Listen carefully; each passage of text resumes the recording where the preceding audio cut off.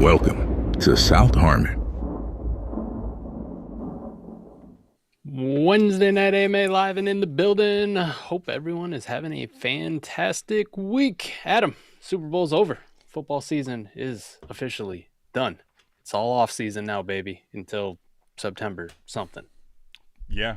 I mean, for some, it's off season. For some, it's peak primetime Peak season. There you go. That's where we're headed right now for Dynasty. I mean, Mike, when the boys will not play, that's when Dynasty comes out, man, you know? Hell yeah. I like it. Adam, tonight, listen, I don't got any jerseys that fit anymore, but I had to put this one on. Little sad news to start the show. I don't know how many people knew it. Just happened today, but the man who played Jonathan Moxon, James Vanderbeek, passed away today. And being that I own a Varsity Blues Jonathan Moxon number 4 jersey, I was like, well, feels like the time to rock it, even if it don't fit, man. John Moxon, Varsity Blues legend, like man, 1998. I was not hip to this, so R.I.P., man. Damn. Yeah, young too. I think 48. I was gonna say, because I mean, you don't have to be a mathematician or even know. I mean, you if you've watched, you know, it's not like he's an old time guy, really. You know. Yeah, any women who view this one will probably say it's Dawson's Creek fame. I think it was probably his more famous roles. You know, I never watched it, so you know. You didn't? I wouldn't. Nah. Dude, that seems like your cup of tea, honestly. You know. Not Dawson. Anything to do with Dawson usually doesn't end well. You know, Dawson Knox, Dawson Creek, same thing. Yeah, you know what's crazy? Patty puts losing too many legends, and Mike, I don't know. Maybe it's because I'm also getting older. You're getting older. We're getting, you know, it's like hits way too close to home for some of these people, man, that are like feeling like very much in our age range. You know. Yeah, man. Terrible. I was in 7th grade when Varsity Blues came out. I can tell you for a fact because it was probably the only movie we quoted for an entire school year, just on repeat. Everybody either wanted to be, you know, John Moxon or, you know, Billy Bob, right? Of course, wanted to be Billy Bob, yeah. Which coincidentally, you know, this is the second one I'm aware of out of that movie who's not with us. Billy Bob died years ago. Large man. So yeah, it's listen, man, the movie at least will live in infamy, as will Mike's favorite Dawson's Creek, you know. Yeah, Ron Lester was the guy who played Billy Bob, just in case you were wondering. Died in 2016. Well, I'm not going to pour one out. I do have E.H. Taylor, but basically pouring one out for that right there, man. That's tough to hear. Yeah, sucks, man. Like I said, it was definitely something I grew up with. Number 4, John Moxon. You know, it's crazy because I hopped on, you know, a few minutes before the show here, and Mike and I really didn't talk much. I didn't even notice that you had the jersey on, let alone you're gonna prelude the show with it. Dang, that sucks. Yeah, it does. But Patty Mills put in the chat, Allie Larder, who played Miss Whipped Cream Bikini in that movie, still going strong. She's with Fame now. You know, Landman made a resurgence. People might know her more from Final Destination, but yeah. Landman now. Yeah. Funny story about that. And Allie Lauder, just I mean, 7th grade, like you're so damn impressionable. Like when you're that age, right? You're discovering girls for the first time and boobies. Hey, you speak for yourself. I'm very impressionable right now. Okay, I'm still impressionable. We're still impressionable, but even more so back then. Sure. Like creme de la creme in 7th grade, I was like, "This is the hottest woman alive." Okay, you're like, "This is what I was born for, right here, this very moment." You know, right? And I think about Landman. You know, last year being the first year it's out, Allie Larder being in there, and the first time you took the top off and saw the boobies for the first time, I was like, "Oh, we're right back to 7th grade, man. I've been waiting like 30 years for these titties." You were like, "Everything in life has led me to here. This is the best thing and." The entire world right now. Waiting on my moment. Waiting on my moment. Hey, that's a great use of it. By the way, I wanted to give I don't want to, you know, pivot into something else here, but Dynasty Jake says, listen, I'm going to watch this tomorrow because he's hammered at the Hornets game. And honestly, are they fighting? Good fighting tonight. Good for you, buddy. I hope they are. I mean, Mike, hammered at an NBA game, honestly, sounds, you know, like old times for me. It sounds awesome. Hope you're having a blast, buddy. Had a nice little brawl in Hornets game a couple nights ago. I saw that. That was well. Well, yeah, agreed. Yeah, I don't want to go down the. I don't want to sound like an old timer by saying what I was going to say, but they're currently beating the Hawks by 11 at the moment. Or were you gonna say that it wasn't as good as a brawl as Malice at the Palace? See, but Mike did it anyway, so we don't. No, it was definitely a 2026 NBA brawl. That's what it was. Right. Like I thought we were gonna have like haymakers being thrown and like dudes slipping on beers as they go into like just crack somebody in the jaw. No, it was just a bunch of dudes posturing, like fake pushes to the face. Yeah, but Mike, here's the issue. Here's the issue, right? Like I agree with you full-heartedly, right? Obviously, I wasn't going to even mention Malice in the Palace, but some of the brawls back in the day was what I was going to say. It's just I'm finding that as AI is getting ready to take over things, not Allen Iverson, this new AI, and it's like, man, the more I keep going back in the past, I just sound like this, old, stuck in my ways, guy that's out of date, out of touch with life, So that's fine, man. Hey, are you? I'm not going to say it's not true, by the way, but I just try not to go down that path voluntarily anymore, if that makes sense. Well, I sense a pair of New Balance is in your future here. Oh, I will say you can see about halfway through the show, I'm doing my part. Okay, trying to keep New Balances off the street. All right, I'm doing my best. All right, I promise. You are. I also anticipate here in the not too near future, you'll be the man outside at the front of your house yelling at people to slow down because they're driving too fast down the street. Well, that is possible, but you also know where I live. I live on the top of a hill at the back of a cul-de-sac. So if you get that from me, Mike, if you get that from me up the hill, like coming to a cul-de-sac, yeah, I might have to run after you. That's true. That's true. All right, Adam. Well, let's get into the meat of the show before we get in trouble from our audience. What? Well, sometimes we get bitchy. We can get in trouble with our audience at any point. Mike, let me ask you real quick before we do get into the meat of the show. Pause. Big meat. Yeah, not just the tip, but speaking of, what did you think of the Super Bowl? Horrendous. That was the nicest way to put it. It was a terrible fucking game to watch. It was. Ugh. I had some. Speaking of old, I had some guys that I was, some friends of mine that I haven't seen in quite some time. Right, used to go out with them all the time back in the younger days at Kent State. Still playing a regular, redraft fantasy league with the guys. So I hadn't seen him in a while, and one of them's a character. So he kind of was going to steal the show probably anyway. But Mike, I'll just say there was definitely points in the game where I could tell you that I lost interest in watch and didn't really, lost a couple drives pretty clear and easy. It was just it was dominant from the beginning, right? It was kind of like maybe a little slow start early, the very start of the game, and then it never got going. And if you're a New England fan, you got absolutely pummeled, man. It was honestly like one of the more lackluster games I remember watching the Super Bowl for all my existence, honestly. Yeah. The totality of the package of the Super Bowl this year was very meh, right? I can't name a single commercial that was like very memorable or funny or like piqued my interest where I was like, oh, that was either shocking or oh, that was clever, or it was bland. It was kind of gross. The game stunk.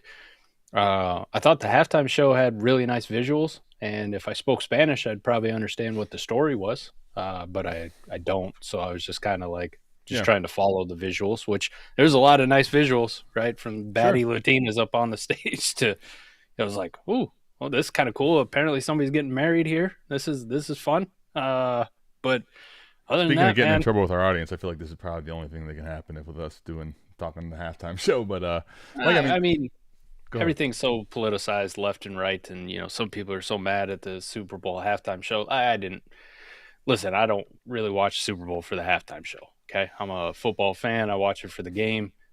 Secondaries, commercials, because you want to talk about nostalgia back in your kid days, man. All the commercials we had when we were younger, like some of that shit that still sticks with you. The Budweiser frogs and the Was Up guys and the Doritos commercials that they'd always have some hilarious shit going on, or they'd have some smoking hot babe on there when you're like 12. You're like, I want to get some Doritos. Like that kind of shit. Like Super Bowl commercials are always second for me. Halftime show is like, okay. It's also the time I like to go, take a pee, reload on snacks or whatever it is. Like I don't really care. Last year was probably one of the first halftime shows that I was actually like looking forward to because we were prime Kendrick Drake beef. Like beef season. I was like, let's see what happens here. Let's see what kind of entertainment value we get out of this one. But I don't know. I didn't really care about Bad Bunny. I knew he was an artist. I thought he was a DJ. I didn't know he was a rapper or a singer or anything like that. I was like, okay, well, this is who the kids want to see. Put them on. Fuck it. Go to town. Well, yeah, actually, it's funny because so my wife is a Spanish teacher, for those that don't know, and so she was like taking care of the kids, watching them for the most part, and then she's like, hey, let me know when halftime is, and I'm like, the one thing I can tell you I know nothing about, babe, is the halftime of the show. All right. So, but she came down to watch it. But Mike, you talked about the kids, and if mumble rap's been in for a little while now. So to me, it feels like that makes sense, right? I mean, you don't have to really understand what's going on with the lyrics to really enjoy it. So, I don't know. We got trivia in the chat already. Look at Patty. What year? Heat. Oh, You got a guess? I will tell you, I got almost no shot because I do remember it very well. I'm trying to think. I got a guess. I don't know if it's right. All right, give me your guess. I'm gonna say 94 or 95 because I think I remember watching it during Bills Cowboys Super Bowl. Okay. Oh well. So the Cowboys Steelers was the 95 Super Bowl. So then 94 is what I'm going to go with. I think it was the Frogs were I'm just guessing here. I could be way off. It was a long time ago. Well, so I mean, just for reference, the first Super Bowl I can ever remember even. So I was born in '88, right? So '95 Super Bowl was the first one I can remember anything of, and I remember very little of it, frankly. So. This is going to probably predate me. We have D-Walk guesses 93. Patty Mills has 95 in there. And what's the answer? Is it 94? 94 season, 1995, January 1995. So that was the 94 season, but the 95 Super Bowl. The Bills, Cowboys, Super Bowl. Yeah. Yep. Nice. Well, listen, well done. And Mike, damn, that's crazy because we're so similar in age, right? But I think that those in those earlier days, right, the difference between, like you were talking about Varsity Blues being 7th grade for you, and I'm thinking it's either 4th or 5th for me. Like those starting years, like I wasn't, I didn't even remember, to tell you the truth. I remember the commercial. I think Budweiser hit that year hard, or maybe the year before and the year after hard on commercials. You had the Frogs, right? But I also remember, do you remember they used to have the horses playing football and like kicking the field goals over the telephone poles? I remember that was right around the same time that started. And then for whatever reason, it sticks in there. The beer bottles with football helmets on it, kind of like electric football back in the day. Like those beer bottles playing football. I remember that being a thing with Budweiser too. So I don't remember if it was Bud Light or Budweiser. But I'm giving you as I know you hate that I like to say it. I'm giving you your crops, man. It's fantastic. Yeah. Well done. How about the What's Up? That one obviously I know a lot better. A little closer. What were you thinking for that? I'm thinking like 2000. I was gonna say 99. So okay. I think Rams Titans would be the Super Bowl that. Wasn't that the 97 season? I'm trying. No, Rams Titans 99. That was 99. The 99 Super Bowl 98 season, or 99 season 2000 Super Bowl. Sorry. Would have been 2000 Super Bowl 1999 season. Okay. That sounds right. That's what I was. Yeah, 99. I'm going Rams Titans. I'm gonna. We're on the same page on this, which could be dangerously great or dangerously bad. Bud Light, What's Up? Commercial debut. Let's go. What we got? Some team that ended up beat it. Corey wanted to know, Mike. It technically wasn't during the Super Bowl. That wasn't the first time it aired per se. Correct. All right, that I can live with that. I didn't necessarily say that it was either. Neither did you, I don't think. But okay. December 20th, 1999. 99 season on Monday Night Football. Wow. Got it. W. This team that got beat by, I think, 2 scores in that game, by the way. Who got beat? He was asking about the Cowboys in that Super Bowl we were talking about. And it was I don't remember the team, but they got beat by about 2 scores. So. Oh, yeah. They got who was the MVP of that Super Bowl too? That shitty defensive back who went on to get a big contract from like Tampa Bay and never did shit after that. Really?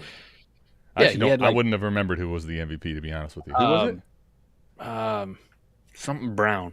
DB. We were talking about it last show with Super Bowl MVP odds. He won the Super Bowl MVP, picked off Neil O'Donnell like twice or three times in that game. Can't remember how many exactly. But he wore like 24. He had long baggy sleeves. They look like this.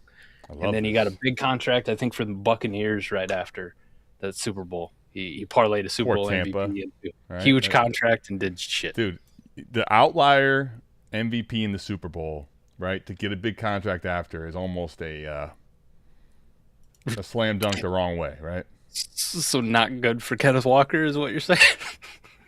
Well, depends if you think it was an outlier or not. Damn it.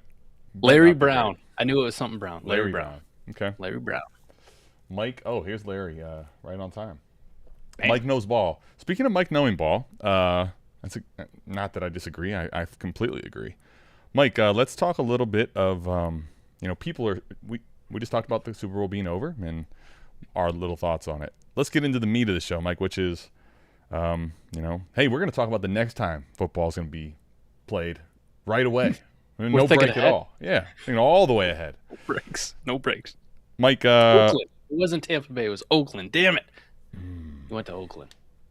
Now that makes a lot more sense. Not that Tampa couldn't have done this, but Oakland's basically, in particular, Oakland. It was like the place to go, and everything dies, right? It was not good for anyone involved. Mike, let's go ahead and just get into though part of the meat of the show.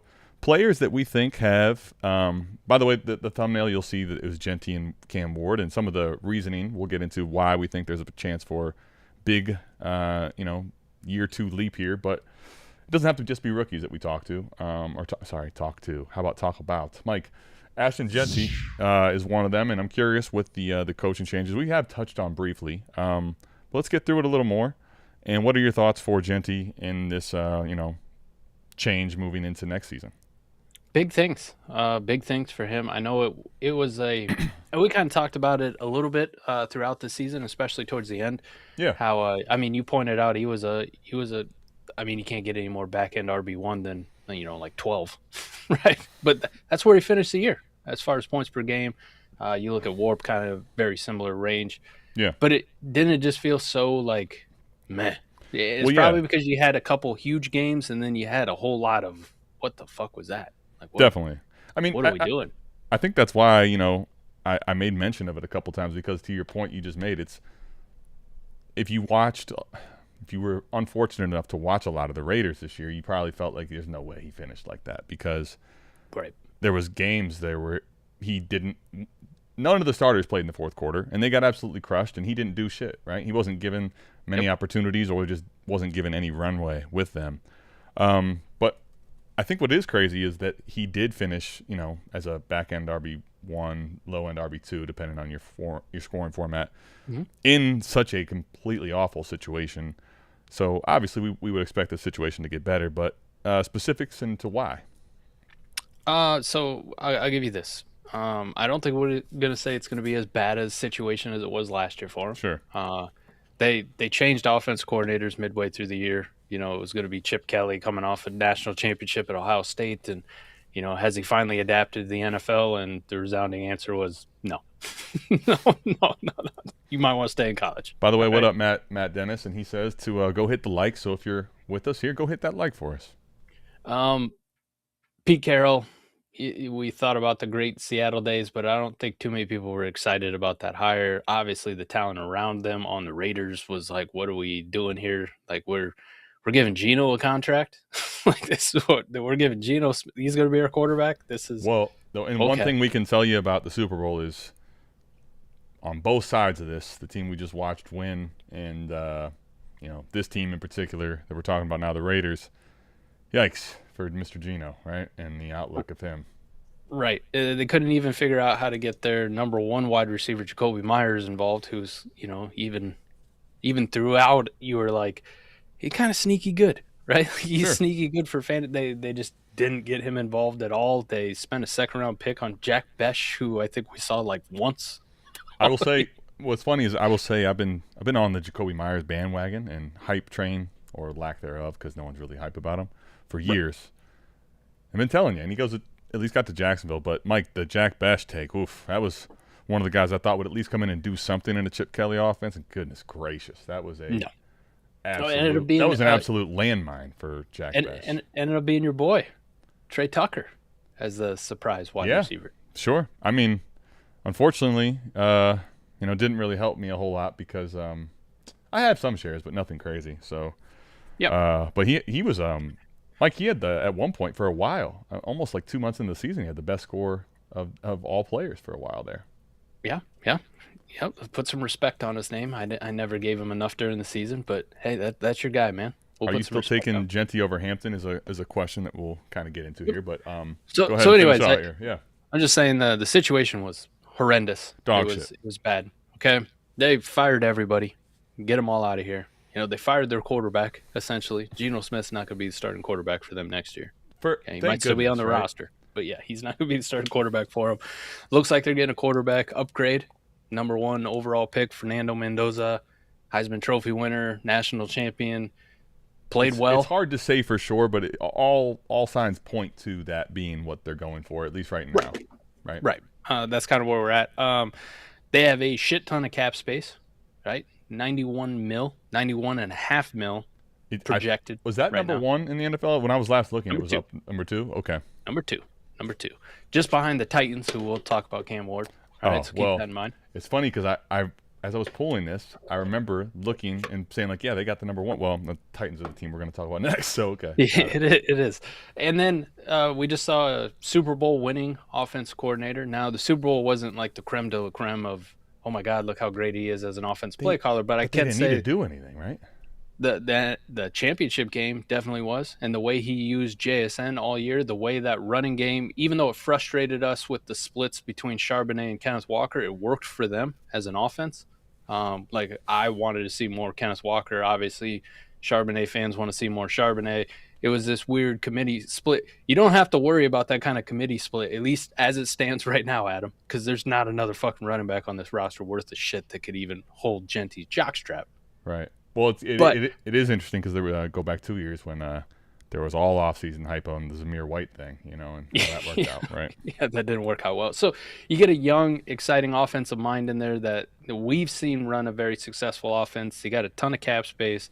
They got draft capital. They have everything in place to – I'm not going to say every team's going to be able to do what the Patriots did, right? Like go from 3 wins to 14 wins, make the Super Bowl. Like that's a big leap that they made. That they're one of a kind in how they did it. But you can see a team that can get infinitely better this upcoming season. So all that being said, we're not going to have as many blowout games. Their starters aren't going to be out in the fourth quarter, sitting because they got their ass blown out. The defense should be more competitive, right, with all that draft capital and all the free agent money that they'll have available. They'll be able to field a much more complete roster, which for a running back position for fantasy means more closer games, more times to grind out the clock, more times to hand it off to your workhorse. And this is a guy who we saw get the bulk of the carries. It just so happens like guys getting hit 3 yards behind the line of scrimmage all the time. And he did have games, like we did see monster performances, and you're like, hey, if we get some more of that and we get a little bit more consistency on instead of 3-point games on the really bad weeks, those are more like 10s, more like 11 or 12. This is a guy that I'd be interested in buying if the price reflects it, Adam. And kind of like Chat's saying right now, across most leagues, it doesn't seem like many people are like, I'm panicked, get him the fuck out of here. Like it doesn't feel like a lot of people are really off put by Ashton Jeanty. How about I unmute first, though? But no, the price has not dipped, and I kind of didn't really necessarily expect it to dip. But I think what I will say is this. It hasn't dipped since, like, the later part of the year. But it did dip from where he was drafted and where his startup price was, right? And, I mean, I guess to me, I don't think he should be anywhere near that anymore, right? But I don't think he should necessarily be as discounted even as he is at the moment. And to the question I think earlier, I still would have Genty ahead of Hampton, although I'm not telling you that I don't have Hampton very, very high. I think he might be literally the next running back in my rankings. But, Mike, I think it's just interesting because all the things you were talking about there, it'd be hard to see a scenario where the team isn't improved in, I mean, almost all the areas. Yeah. And I think what's crazy when you look at Genty now, I'm trying to pull up just a regular PPR league, but for now I'm just going to run one that's somewhat close. Mike, when you look at points per game in PPR though, and so I get the warp up, he finishes ahead of Josh Jacobs, who had a great year. He finishes ahead of Saquon Barkley, who was coming off of the best running back season we ever freaking saw. Well, maybe not ever, but like in our recent lifetime. Yeah.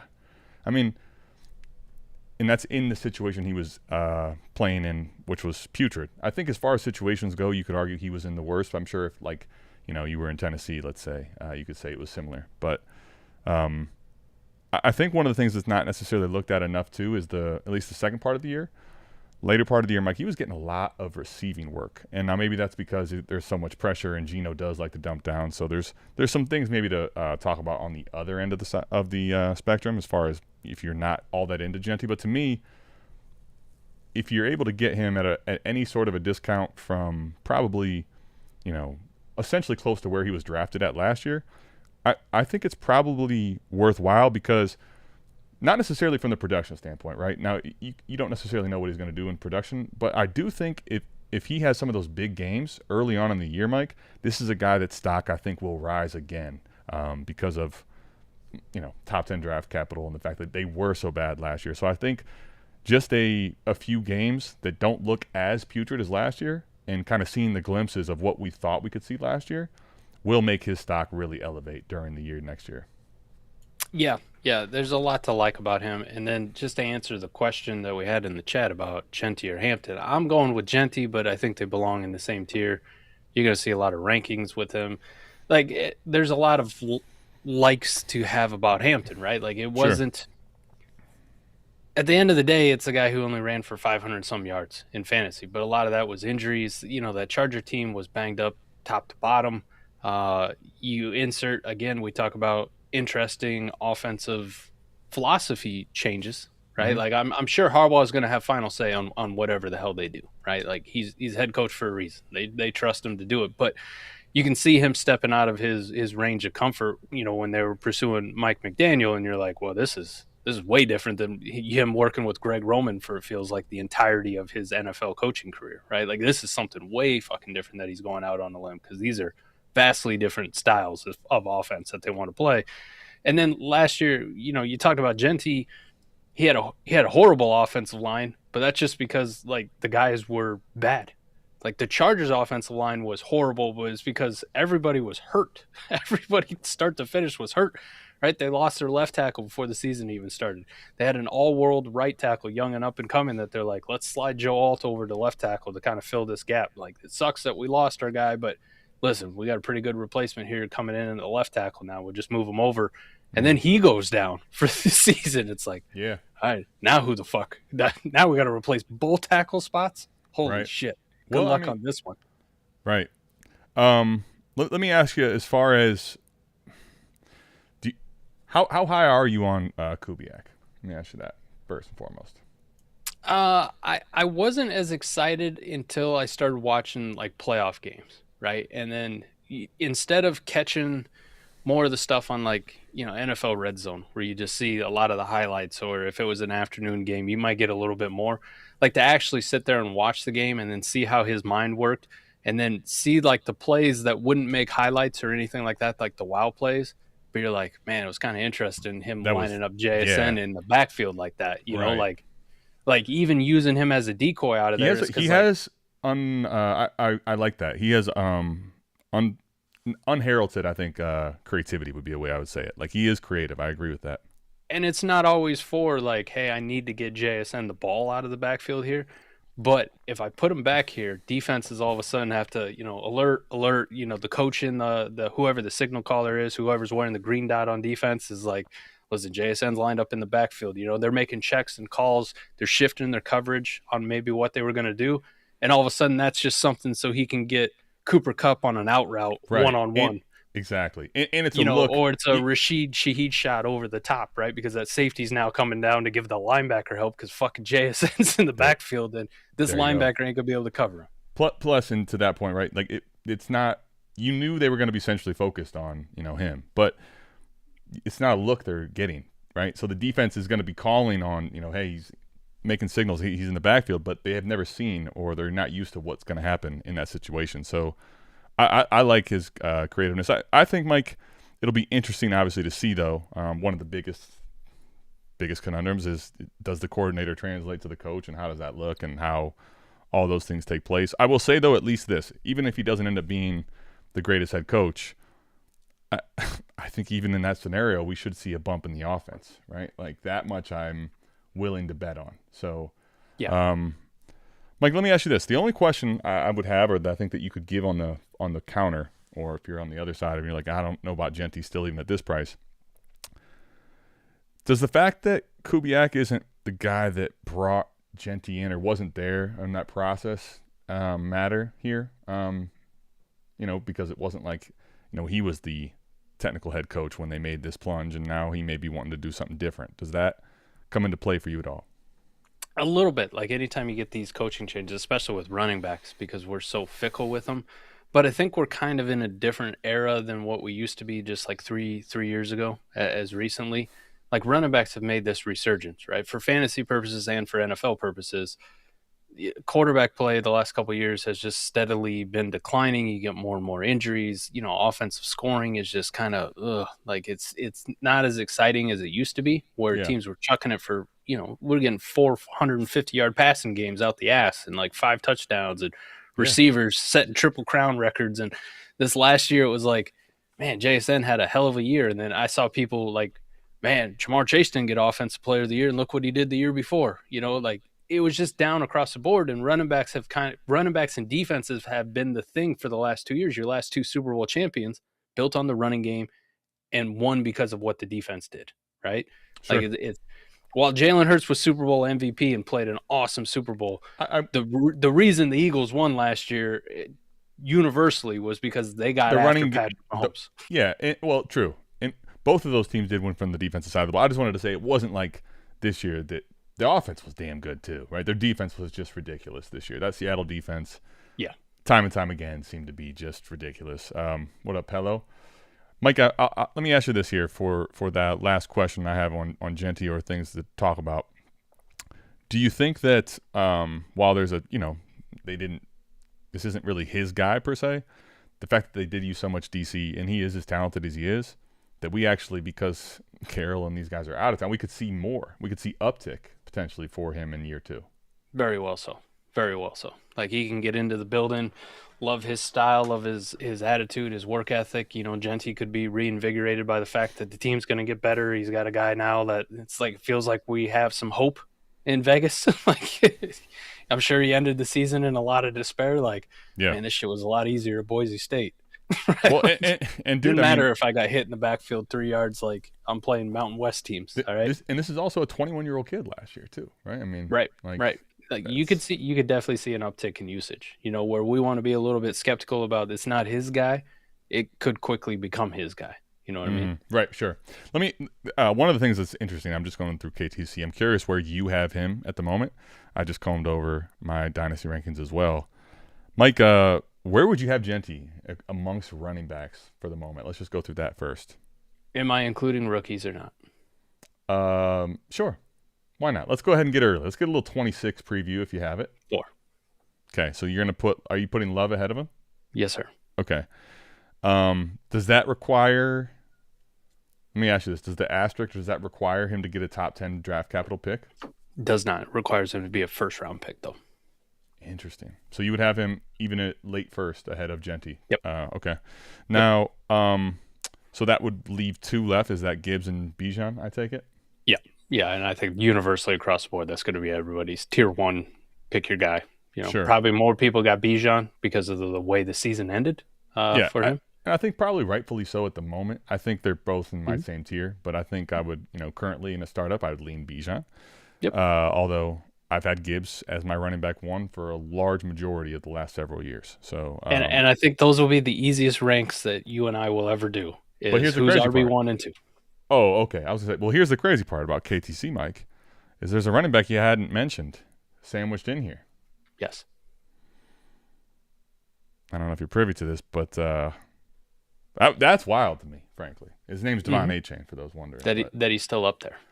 Well, not even necessarily that he's up there. I could understand still that, because you've seen so much differing ways in which he's been useful for fantasy, right? Mm-hmm. But I mean, ahead of Genty is actually pretty surprising to me, frankly, because of the age that we think about with running back, his frame and size, obviously, but that hasn't been a problem in the past. But for him, it's like, okay, I wouldn't put him ahead of Genty probably or Hampton, frankly, going into a totally new situation next year. But here's the part that I don't understand, Adam. You go from Shanahan disciple, you know, in Mike McDaniel, who's using him on as much as possible the last couple seasons anyway. Correct. Unlocked the shit out of Devon Achane, right? Well, because rookie year was like, it's funny. After his rookie season, we're like, all right, this dude just gets a little bit more volume and wheels up. We just have to hope he doesn't get hurt. Knock on wood, right? Yep. I mean, now we did have some injuries here and there, but not crazy. And the volume went through the roof, but he didn't really have that same anywhere near the same efficiency. Yeah. So he loses him on a Dolphins team, right? Like that's kind of in shambles, right? New head coach, whatever. Mm-hmm. It's not an offensive head coach. And their solution on the offensive side, let's keep this in mind. Like we go from McDaniel where like probably anything you have for a running back is going to be a downgrade, you know? Like anything you get here is going to be a downgrade in our minds for running back. He goes from him to Bobby Slowick as the offensive coordinator and then hires passing game coordinator Kevin Patullo from the Eagles. So talk about like two fucking names that we have bitched about within the last 4 years. Like, just like, what the fuck is this guy doing? Does he even know how to call an offense? That's what he goes to. And yet you look on Keep Trade Cut, and it's like, people are like, I'm going to click him over Ashton Jeanty or Amari Hampton or, you know, the rookie 101 in Jeremiah Love. That's the thing that don't make any sense to me, which I love Achane. And I thought maybe we'd have a buy window. It's like, listen, maybe we're overblowing this a little bit. If I can get him at like RB 8-9 prices. It could. Here's the thing. I will say it's definitely crazy to me right now. We're on the same page 100%. But I do think, though, at least what I will say makes sense is right now, if you just think about generic, you know, let's say not necessarily crazy locked in touch, like always every minute thinking about Dynasty, those people are going to hang their hat at this time of year on who scored the most and who they've seen the most from, just in a vacuum, right? So I will say that I could see, though, Mike, let's say as we get closer to the draft, him slowly creep down. And then, you know, as we get into the reports and the blurbs for, you know, training camp and the hype season, maybe we get some negative stuff coming out of Miami that drives his price down. But at the moment, I think, the buy window, I think you can kind of forget about, at least for we need to see a lot change for that to be a buy window. Because I think at the moment, like here's the thing. At the moment, for me, Achane being at 17 overall in Superflex has literally almost nowhere up to go, unless you're telling me he's going to go back to rookie season. All of a sudden, he's breaking, you know, runaway after runaway. They need an improved offensive line and to also give him all the touches and to also have him stay healthy. So it's a lot that could go wrong at that price. But that's neither here nor there.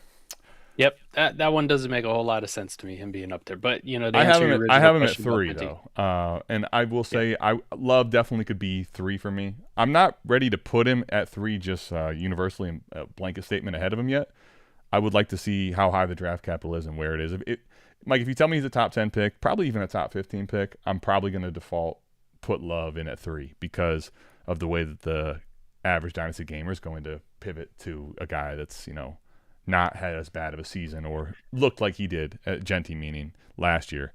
But if he goes, you know, later than that, I think when I look back at last year and thinking about the fact that while Genty didn't smash, he did still finish as an RB1, which was very much in line with what we've seen in that super tier of top 10 draft capital. And I'll still default to Genty even if the market's a little bit different. I think I've said it before. Jeremiah Love, to me, even last year, was a better prospect than Ashton Jeanty. I still think that now. I have a lot more Jahmyr Gibbs comps to him as far as the way he plays on the field and that home run ability. But Adam, let me ask you this question. And the reason I say first round draft capital, right? Yeah. Obviously, the top 10 would be amazing. It'd be awesome. Of course. Right. And you'd see a lot of people hop on that Jeremiah Love bandwagon if you got top 10. Just because of the way we haven't seen him fail, and you've talked about this many times. Like we haven't seen bad out of him. We haven't seen him fail in the NFL level. We've had moments of Ashton Jeanty where you're like, "What the fuck is this?" I do it, you do it, but especially I think most people that play Dynasty, they're going to gravitate to that in an immense way, right? other than him going to a team which had like an already really good running back there, right? Like other than him going in the first round to a team where you're like, shit, like what the fuck are the Eagles doing? You got Saquon. Why the fuck you draft Jeremiah? Like something like that. You know what I mean? Sure. Like where you're like, nah, this sucks. I don't know how to pick this. Other than him going that, but think about any team that you're like, oh yeah, he's clearly better than whoever the fuck the guy is there right now. Mm-hmm. Is there a worse situation as it's currently constructed? You know, think about offensive line, think about running game, scheme, head coach, that kind of thing. Is there a worse situation that he could go to without an established starter than what Ashton Jeanty currently is experiencing in Vegas? So the question you're asking, you're framing, is saying that as long as the team doesn't have an RB1 that threatens him in some way.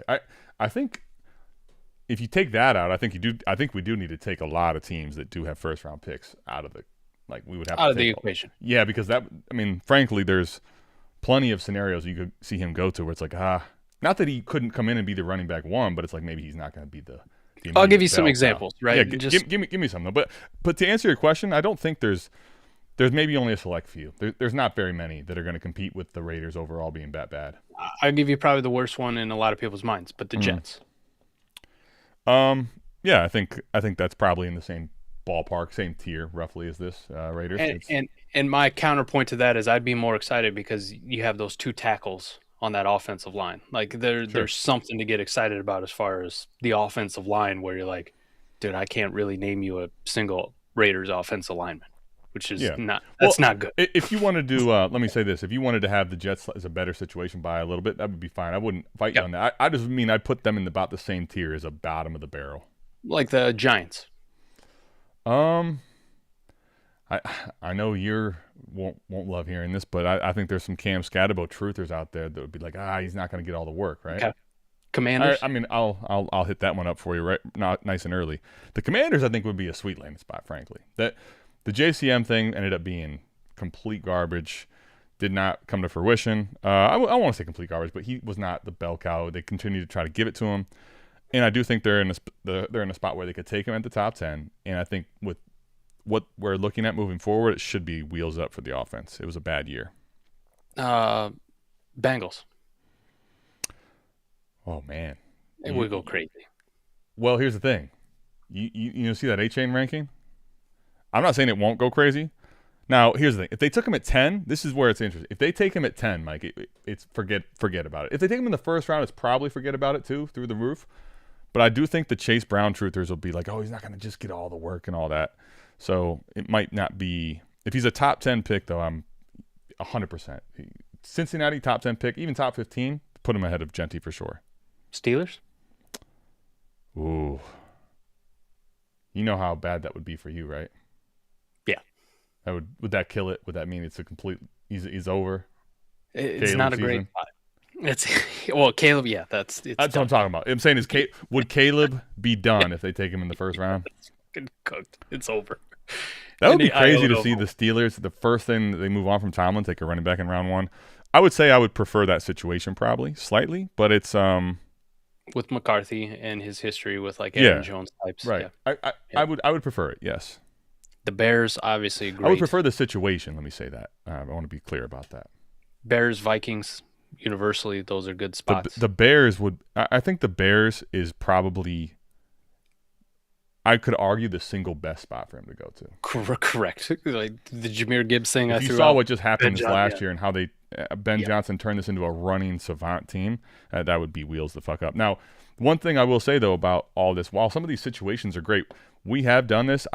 Listen, the prospect of Jeremiah Love, I don't really have any holes from. I watched some of the tape, Mike, and I've seen him play a lot. He's dude special. I think I really do. I think he's special. So I don't want to act as if that I'm not taking anything away from him, the profile. But we have seen people that we think are really talented go in, the later part of round 1 or early part of round 2, and the work isn't guaranteed and it doesn't necessarily come to fruition. So that is the biggest reason why, for me, I will default to Genty if he doesn't go probably top 15. Because even if the situations are great, if I go to the arrow on the situation in this type of a situation, a lot of times for me, I've burnt myself doing that in the past. Texans, Jags, Titans.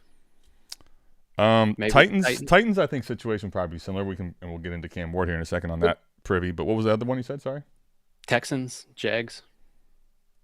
I think I probably prefer both of those, Jags and Texans, ahead of. I mean, the Texans' offensive line still has a lot to be done, but I think I'd still probably prefer it to the Raiders at the moment. Panthers, Saints. Definitely would prefer the Panthers. The Saints, I think, is interesting. It's hard to say at the moment because I think this team has still so much to do. over. They're kind of looming over them. I think there's still so much that's going to continue to get worse for them before it gets better in a way, if that makes sense. Broncos, Cardinals. Broncos would be so interesting for the RG Harvey truthers. We got to get D-Bro back on, by the way, but not just for Harvey. I was thinking about that, and I'm like, damn, I haven't talked to D-Bro in forever. But the Broncos, I think, Mike, it would be interesting because of the whole Peyton. How the pass has gone on. People be, oh, he's not going to get the bell cow, but I don't know that that's true. I would like it for him a lot there. Broncos, what was the last one? Cardinals. Like if they take him at 3. That'd be a Cardinals thing, I guess. Can you imagine? But imagine they take him at 3. Yeah. I mean, I can't imagine. But if they did, dude, forget about it. Even if they took him in the round 1, I like the landing spot a lot. Trey Benson. Geesh, RIP, right? Mm-hmm. For sure. No, I wanted to go through them. It was like, I mean, even if you got some ones that are close, I would say universally you kind of just prefer the other spot to the Raiders as it's currently constructed. Now they can go out and sign, Tyler Linderbaum and a couple tackles and guard, and they draft somebody. They trade up and get another tackle, or they draft a really good one in the second round. Whatever it is, they can add pieces around it to make Vegas' situation pretty appealing, which is why I say like him being at 3 or 4 is not crazy, and I would be interested in purchasing more shares of Genty. It's just I think we're right where he needs to be, so I don't really want to buy in that much. But back to the love Genty thing, it's like, man, as long as the guy gets first round draft capital, like I already thought he was a better prospect, and I think the landing spot as it stands right now is either slightly better or a hell of a lot better. But let me just say remove for a second the love and Genty thing, because I don't disagree with you as far as I think Genty was a damn good prospect. I feel like there's a lot of hate his way and for stuff that he can't control, is what I will just say about it. Now, doesn't mean it's not warranted, or it doesn't mean that you can't feel that way. He doesn't make the schedule. He doesn't choose who Boise State plays. Right, and then I will say the second thing is I think Love obviously is a great prospect. I'm not here to debate that, but if we think both the prospects are great, let's just say, right? And if we put too much into landing spot, and especially when we talk about hit rates, right? That's one of the biggest things from, I think, the exercise last year was because even at this point, you're like, damn, see, Genty shouldn't have been a guaranteed lock 1-on-1. He was in the worst situation ever and continued the trend of getting a running back 1 spot in PPR. So the hit rates are just something for me I couldn't walk away from because of I do still think Genty's a damn good prospect in his own right. So that would be why I would put him there at that point. Let's get into, though, something that's, also, while he didn't finish as a QB1, or he had some moments. He definitely did. But he also had Cam Ward had a very lackluster overall fantasy season, right? There's a lot of change for both of these teams. The Raiders we just went through, but now for the Titans, Mike, they're drafting in the top 5. Raiders are at 1. Titans, I think, are at 4, right? So what do you think of the change of situation here? And I think the similar just generic point is going to be that it'd be hard to imagine things being as bad as they were last year across the board. But let's get into some of the specifics. This is going to be an interesting one for a lot of people, right? Because I think about our good friend Scott Connor and how hard he was on Cam Ward all season, and the flack he took too, because he's like, I don't watch the film. I'm just looking at analytics, and analytically he's one of the worst quarterbacks we've ever seen as far as how he performed on the field. It's going to bring back all those good debates about, what matters more, film or data, Adam. And we've always tried to mesh the two. I'm a big Cam Ward fan. I really am. I thought he played better to my eyes than what the data suggested. I thought throughout the season, he made some big plays, and then especially there down the stretch, the last couple games, you're like, damn, Cam, that's what I'm talking about. Like, he started taking off and running with the football a little more. He was making huge throws. Kind of like the Raiders, the situation was fucking horrendous, and they had a coach that they were like, get out. All right, just get out. And now they've inserted a whole new coaching staff. So if you want to make the case like this isn't their guy or whatever it is, like, does that really matter? The thing I like is you got Brian Daboll away from being a head coach, back into what he does best, being an offense coordinator, just run the offense, do your thing. And you think about all the success Daboll's had even as a head coach with Jackson Dart surprised the shit out of us last year when he burst on the scene. And then you think about Daboll being the one there when Josh Allen made his leap. You know, there was a lot of things involved in Josh Allen's leap, right? Like him cleaning up his mechanics and throwing motion. That's been personnel to get Diggs, right? All that, but, yeah. And personnel, like getting Stephon Diggs in there. But then Josh Allen ascending from it still chaps my ass to this day. I remember being in a startup after Josh Allen's second year, Adam, right? And being there and having the choice between Carson Wentz or Josh Allen, right? And I'm like, I'm going to go with my guy, Carson Wentz. Like, Josh Allen, 56% completion percent. I just can't do this shit, man. He's just too wild with football. And then now you look back on it, it's like Carson Wentz was a great pick if I get, like, CFL points. Like, that's probably where he's headed. Mm-hmm. Or USFL or UFL points. But right. For Daboll being there through that ascension, and now you see Cam Ward coming off a rookie year where they struggled, not a lot around them, kind of like we talked about with Genty. They have the most cap space. They have a hell of a lot of draft capital. They improved their coaching staff as far as quarterback development. They put pieces in place. They can bring in weapons and wide receivers through the draft and all that money in free agency. I like what I saw from him from what the situation was last year. So you want to talk about a big leap? I think definitely this is a guy that I'm willing to go to bat for, pay the price for, get more shares on my team. And if I'm wrong, then fuck it. Like, the cost versus of paying up for like him and getting him on your team versus what you have to pay for a Genty is what makes this even more appealing to me. Because it's like, what do I got to give you? Like the 108, the 109 at best? Like, Genty, you're not getting for that at all. No. Like, we're having the debate on 101 or Genty. Had a much different conversation with Cam Ward. So I like him to take a big leap. And I think even if I'm wrong about it, and it's, Scott Connor's right, he's the worst analytical quarterback that he's ever seen or whatever, and these guys never bounce back, then fuck it, what am I out? I'm out Denzel Boston, I guess. Fuck. Yeah. I don't know how I'm ever going to live, right? That could be that 108, 109 could be this year's, Matthew Golden. Like, okay. It was a burn asset anyways. So could it be something awesome? Could I miss out on a Emeka Egbuka type? Yeah. Fuck yeah, you can too. You can miss out on that too, but I think I'm willing to take that risk. Like that, the risk tolerance makes more sense with like a Cam Ward. I definitely, I think it's not even to the point you just made.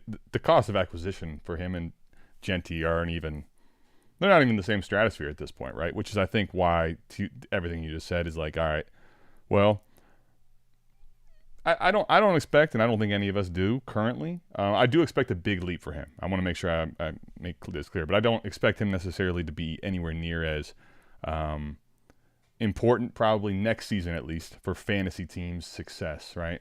Like, if you're telling me I have to bet on their warp, I would not be betting Cam Ward to be in the same stratosphere as Genty. But at that point, the cost of acquisition also is reflective of that, which is to your point.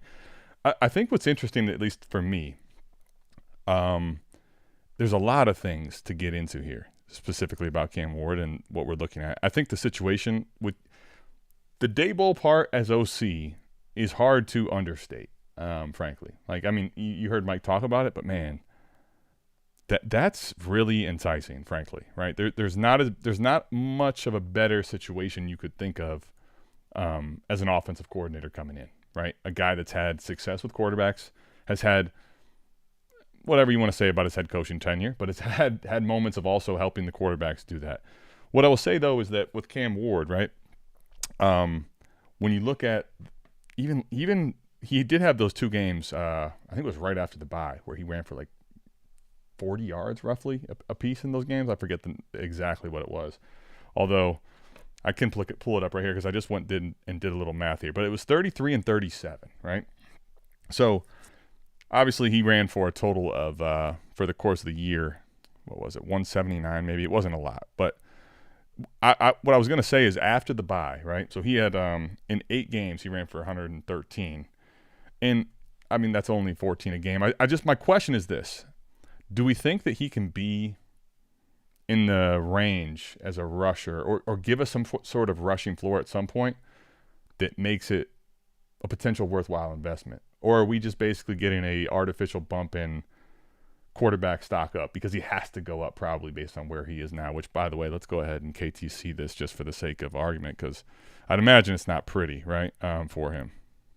No, his keep trade cut rank is not good. 17, Adam. Wow. I was actually going to guess higher. Now I was already interested, but I might be even more interested. Holy shit. I'm sorry. Go ahead, though. I was just saying, do you think there's a chance for the rushing upside that we get closer to the threshold number we would need to see for him to be a little bit more of a difference maker as a scorer? I think you can. I think you can. A lot of people, what they remember is obviously this last year, but then his last year in college at Miami, where he didn't have to run a whole lot. But I think back to when we first heard about Cam Ward, Adam, when we drafted him on our C2C leagues, when he made that step up, from wherever the fuck it was to actual Division I football where we could use him in C2C leagues. That first year at Washington State, he was billed as a dual threat guy, and they used him in that way. They used him down in the goal line as a bigger rushing quarterback, right? He was throwing the ball a lot in an air raid system, but he was built on his mobility, and he does have it. And you do see that he has that ability in him to get to that 400-yard rushing threshold that you're talking about. Yeah. I think, too, the perk is we knew Jackson Dart had some mobility coming in to the league, and then you saw how Dable actually used him. Now, much to a lot of people's dismay, not so much maybe Dable, but also the coaching of, Jackson, please get out of bounds or, slide. Please don't use your head as a weapon. Don't get yourself fucking killed. I mean, that is going to linger in a lot of people's minds on how it ended with Jackson Dart and Brian Dable. But I do think you'll see Brian Dable call up more design quarterback runs than we saw last year with Cam Ward. And he will utilize his legs a lot more. And we're going to get a hell of a lot closer to that 400-yard rushing threshold with Dable under the helm, because that's what he's done his entire career as far as an offensive guy. He designed runs for Josh Allen, right? Now, the difference between Cam Ward and Jackson Dart is Cam Ward was more of that running quarterback to begin with early on in his college career, where Jackson Dart wasn't a huge scrambler guy when he was back at USC. He was going to sit back there in that Lincoln Riley system and just try to pick people apart. That was more of his style, his go-to. So I don't know. I think we're going to get our not Lincoln Riley, Cliff Kingsbury back in the day. But there you go. Yep. We're gonna get more of that running aspect out of the quarterback, I think, with Dable and Cam Ward this year than I don't know if a lot of people are going to give him credit for, but I could see it a hell of a lot more because that's what Dable's done for his entirety of his career with his quarterbacks. Yeah, I mean, I will say I think I won't be surprised to see the rushing come up because it was, I mean, all of his runs for the most part last year. I'm not going to say every single one because I didn't watch the entire – I'm not going to act like I watched every single snap for the Titans, but watched a lot. They weren't a lot of design stuff. I think I don't know that he's necessarily someone that you get a ton out of on design runs, but I do think to your point, you keep the defense honest at minimum. Let me ask – this is the question I want to ask. Do we think into this new the new way of the NFL, right? What do you think the threshold needs to be in the current landscape to get him to this is the rushing floor number that yardage wise roughly that might get him into the conversation where it's not like he has to go crazy with his arm? Yeah, you hit on it pretty good. And when I did that deep dive, it's about 400 yards where you have to Right. kind of hit that threshold, right? So I mean, what are you talking in a 17 game season? Somebody do the fucking math for me here. I ain't the smartest. I got you. 400 divided by 17, you're looking at 23 yards a game, 23 and a half, 24 yards a game. Which I guess is that's why I phrased the question like that. In today's landscape, do we think that 23 yards a game separates him from the field though? Well, especially this last year's field, because quarterback rushing was down across the board almost universally. Right. Some we had injuries obviously, but I was just going to say that your bigger name guys that stayed healthy just didn't run the football like they used to, right? Like Lamar is going to show like healthy games where he started, right? But then you look at the rushing production, you're like, that wasn't Lamar Jackson, right? That hamstring's got to be bothering him or whatever it was. But Josh Allen's numbers, not what they were in the past. Jalen Hurts' numbers, not what they were in the past. Then you had, Jaden Daniels' injury for sure.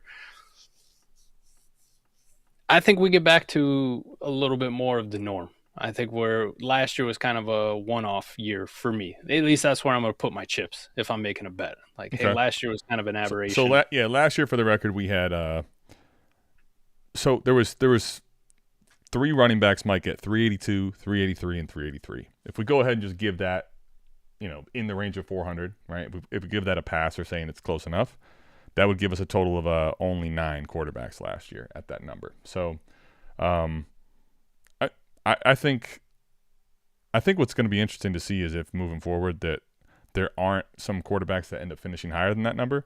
But I will say then the fall off gets pretty great. There was 3 in the 300s still. We had Trevor Lawrence 359, Bo Nix 356, Lamar was 349, but as you said, that was an aberration. And then after that, it was like, okay, everyone's less than 300. So, Mike, I guess for me, I think if he was to get to 300 plus in a season, that would be an absolute huge win for what we've seen from him now. And I guess that's my question though.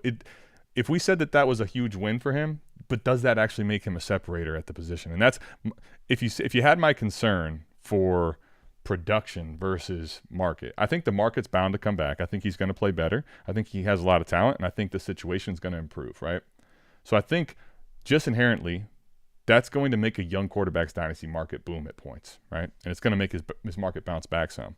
I guess my question is more in an overarching production standpoint, which is almost like a second-tier question or separate from that. Do we think that if he gets into that 300 rushing yard range or north, obviously if it goes significantly north, we know the answer, but does that get us to a separator, or does that just get us hopeful that he's in the mix with the other guys is really, I guess, the overarching question, not just for him, but for quarterbacks in general. That 300-yard range is more you're in the mix with the other guys, right? Like you're in more Bo Nix territory because, like you said, he was, 350 or whatever it was. Yeah, right, Bo Nix was 356, yep. And his rushing production, his fantasy production was down from his rookie year, right? A little bit of a regression. True. The year before, what was he at for rushing total, Adam? He was 430 yards. Say it was like, right? I was going to say 450. Okay, 430.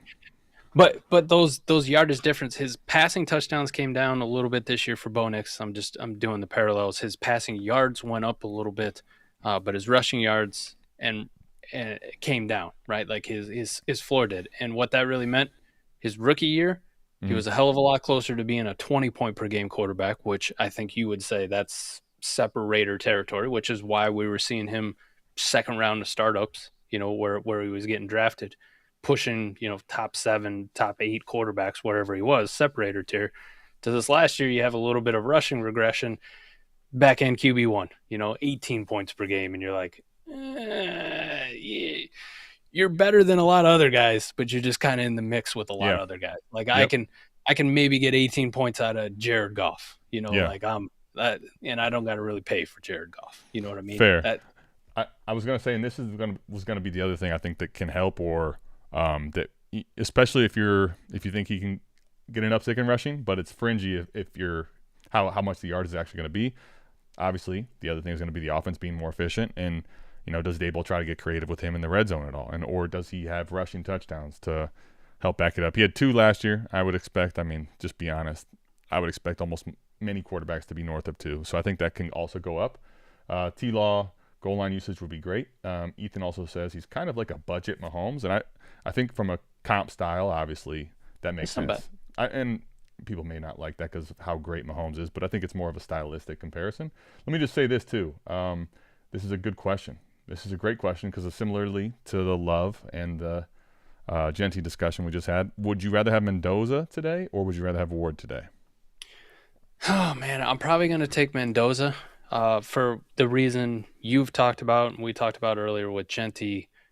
We haven't seen him fail at the NFL level, right? Right. Both situations are going to end up being very similar. You talk about Kubiak, you talk about, Dable, Mm. right? A lot of cap space, draft capital, the whole thing. The situations are going to get better for both of these teams, right? And Mendoza, by all accounts, is going to wind up on the Raiders with first overall pick unless something crazy happens, which it could. But as it stands right now, let's lock Well, him that's into the Raiders at 101. He's the quarterback. And now we got to compare. We haven't seen him fail. We haven't had Scott Connor tweet about how analytically terrible he is as a fucking quarterback. well. Right? I mean, and honestly though, that's the other thing, right? If you tell me that they're both 101s, right, and they're both in a class where the quarterback surrounding, right, wasn't the greatest, and you're going into similar situations. Even if you prefer Tennessee, right, they're going to be similar situations. I would argue. I would probably at this point, because of I think what the dynasty market can do if Mendoza has a hot start, even let's say, or shows a little bit more flashes, a little more consistent flashes at some point, right? I think the re-roll based on them both being 101s would be in favor for me of definitely taking Mendoza. So I at the moment would say that I'd put Mendoza ahead, just because it seems so much more. It seems like so much more of a lock, let's say, that Mendoza's the 101 than we are for sure going to get Love as the top 10 running back. Now, listen, they both could come to fruition, and Mendoza doesn't have to go number one, and I would adjust my rankings accordingly. But at the moment, I think I would be putting Mendoza ahead of Ward by a spot or a few spots or whatever. And I think mobility-wise, they both are very similar in how they I think operate. Mendoza can move a little bit. Nothing crazy, but he can move. He can move a little bit. You want to look at college rushing stats, they're very similar across the board for both Right. these guys. Right. Right. And he showed. I mean, Mendoza. Say what you want about a lot of different things about him. I'm sure we'll hear plenty. But he also showed some grit in the moments that were biggest on the ground too. So to me, that's something that, like, all right, if asked to do it, it may not even be the prettiest, but I think he can get it done. And they both had years like you want to talk about like Mendoza. So we got 3 good years to compare, right? As far as college rushing stats go.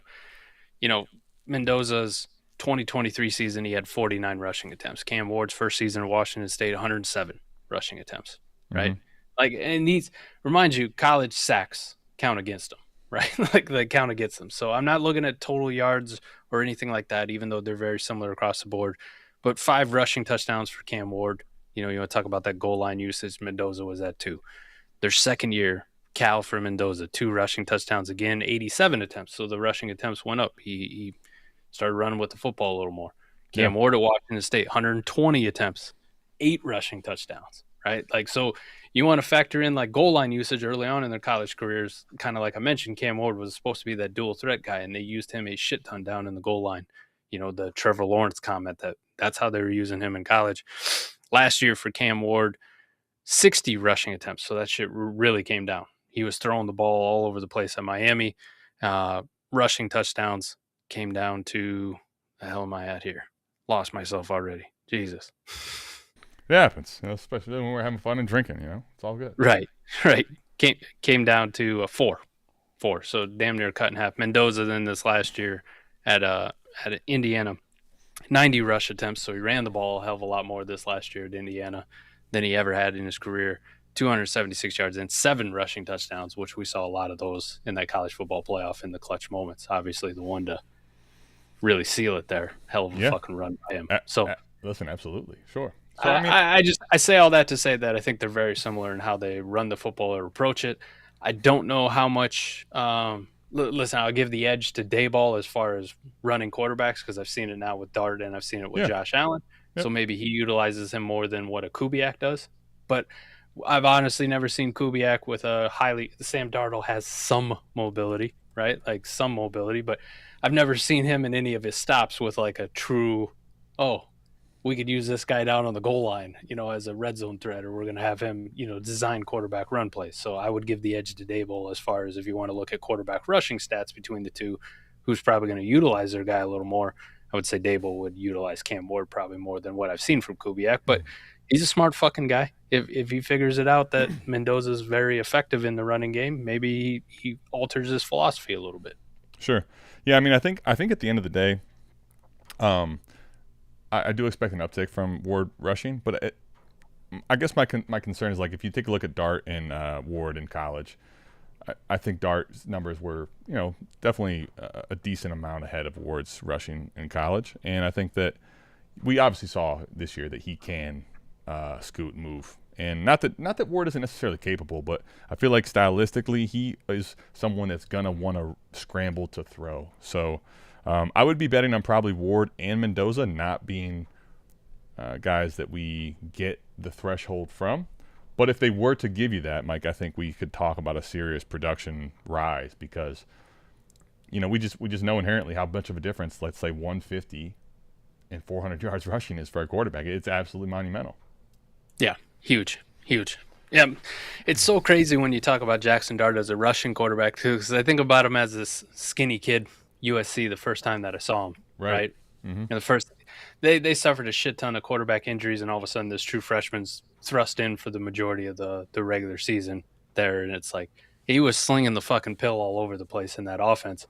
You look at his freshman rushing stats, and then you see when he goes to Ole Miss, the jump and the crazy leap that he had. Of course. Freshman running, he had 22 carries for 43 yards at him. Yeah, he only played 6 games, but I mean, even if you extrapolated that out to however many, it's not going to be a lot, right? No. And then you see him at Ole Miss, and it's 128 for 614, and you're like, what the fuck? Did not see this coming. Absolutely. Hey, real quick, we got Willis, Ward, and Hendo for Stroud, Genty, and Marks. We're going to get into questions, and we're going to get into a drawing here that we have. But I figure, Beagles will, since he's in the drawing, we'll give him a quick prelude, and we'll get into the I got a little throwback for you for the Fizzle Talk. Hell yeah. Let's go. What do you think of this one here? Willis, Ward, and Hendo for Stroud, Genty, and Marks. I don't really care about the Woody Marks thing. He was so goddamn bad down the stretch. Did that hurt you to say aloud? Well, he was so bad down the stretch. How about not just say aloud to tell everyone aloud, right? Yeah, he was so bad down the stretch. Genty way over Travion. For sure. Well, I mean, yeah, I think Genty is significantly more valuable than anyone on the other side. I would need Henderson and Ward, I think, just for Ashton Jeanty. Henderson and Ward for Genty? Yeah. Or would you say Henderson and Willis? Either way, can't. I mean, honestly, here's what I will say. I want the Genty side, and I'm going to give you the reason why. Yeah. Because I don't disagree with how you're trying to carve this up, and I would say, you need at least a Hendo and a Ward. Like, the problem for me there is, if I'm doing that, I think where I win is if both Ward and Henderson pop. I think that definitely can happen. Mm-hmm. But if both of them don't actually pop, Mike, didn't I really just kind of castrate myself, realistically? Yep. Like that, to me, because the other thing, it's 3 for 3. Even if you tell me Marks is not a part of the deal, it's 3 for 2. So best ball doesn't make it like, best ball wouldn't even change it all that much realistically for me here. I think Stroud still is going to be I think he's going to be discounted this offseason because of the playoffs and what took place. So realistically, Mike, I don't know that there's all that much difference for me when I look at Stroud and Ward even. So now it's like Genty and Marks for Henderson and Willett. Like, there's just no way I can't take. I have to take the second side. Yeah, I'm with you. However you want to dice it up, like you said, even if you made a good Stroud and Ward, I probably prefer Stroud to Ward, but how much crazier is it? Not that much. But yeah, it's the Genty over Henderson part that just gets me and sticks me. So it doesn't make any of the rest of it make sense. Like you said, even for best ball, I would still take that other side. Yeah, and I think one of the things about Henderson, I love the talent still, but I think it could end up happening where he ends up being awesome. But I will say, we're continuing to say the same thing too many times with Henderson. This is the same thing that we said in college, and he's a little, even still, Mike, overpriced for me. So there's a lot of reasons. He also says I would be the one sending away Willis and Ward. Given that you have May, DJ, and Dart, I mean, I was already in for whatever it's worth. See ya. So I'm way in on this. Absolutely, Go do it. We got an OG Fizzle throwback. If Fizzle's still here, If you have, many of you probably haven't heard this one, so I figured we'll go into the archives for this, and then we'll get into the questions. I'll be starting them up, and we'll get into the drawing. All right? Let's do it, bud. Do you believe in miracles?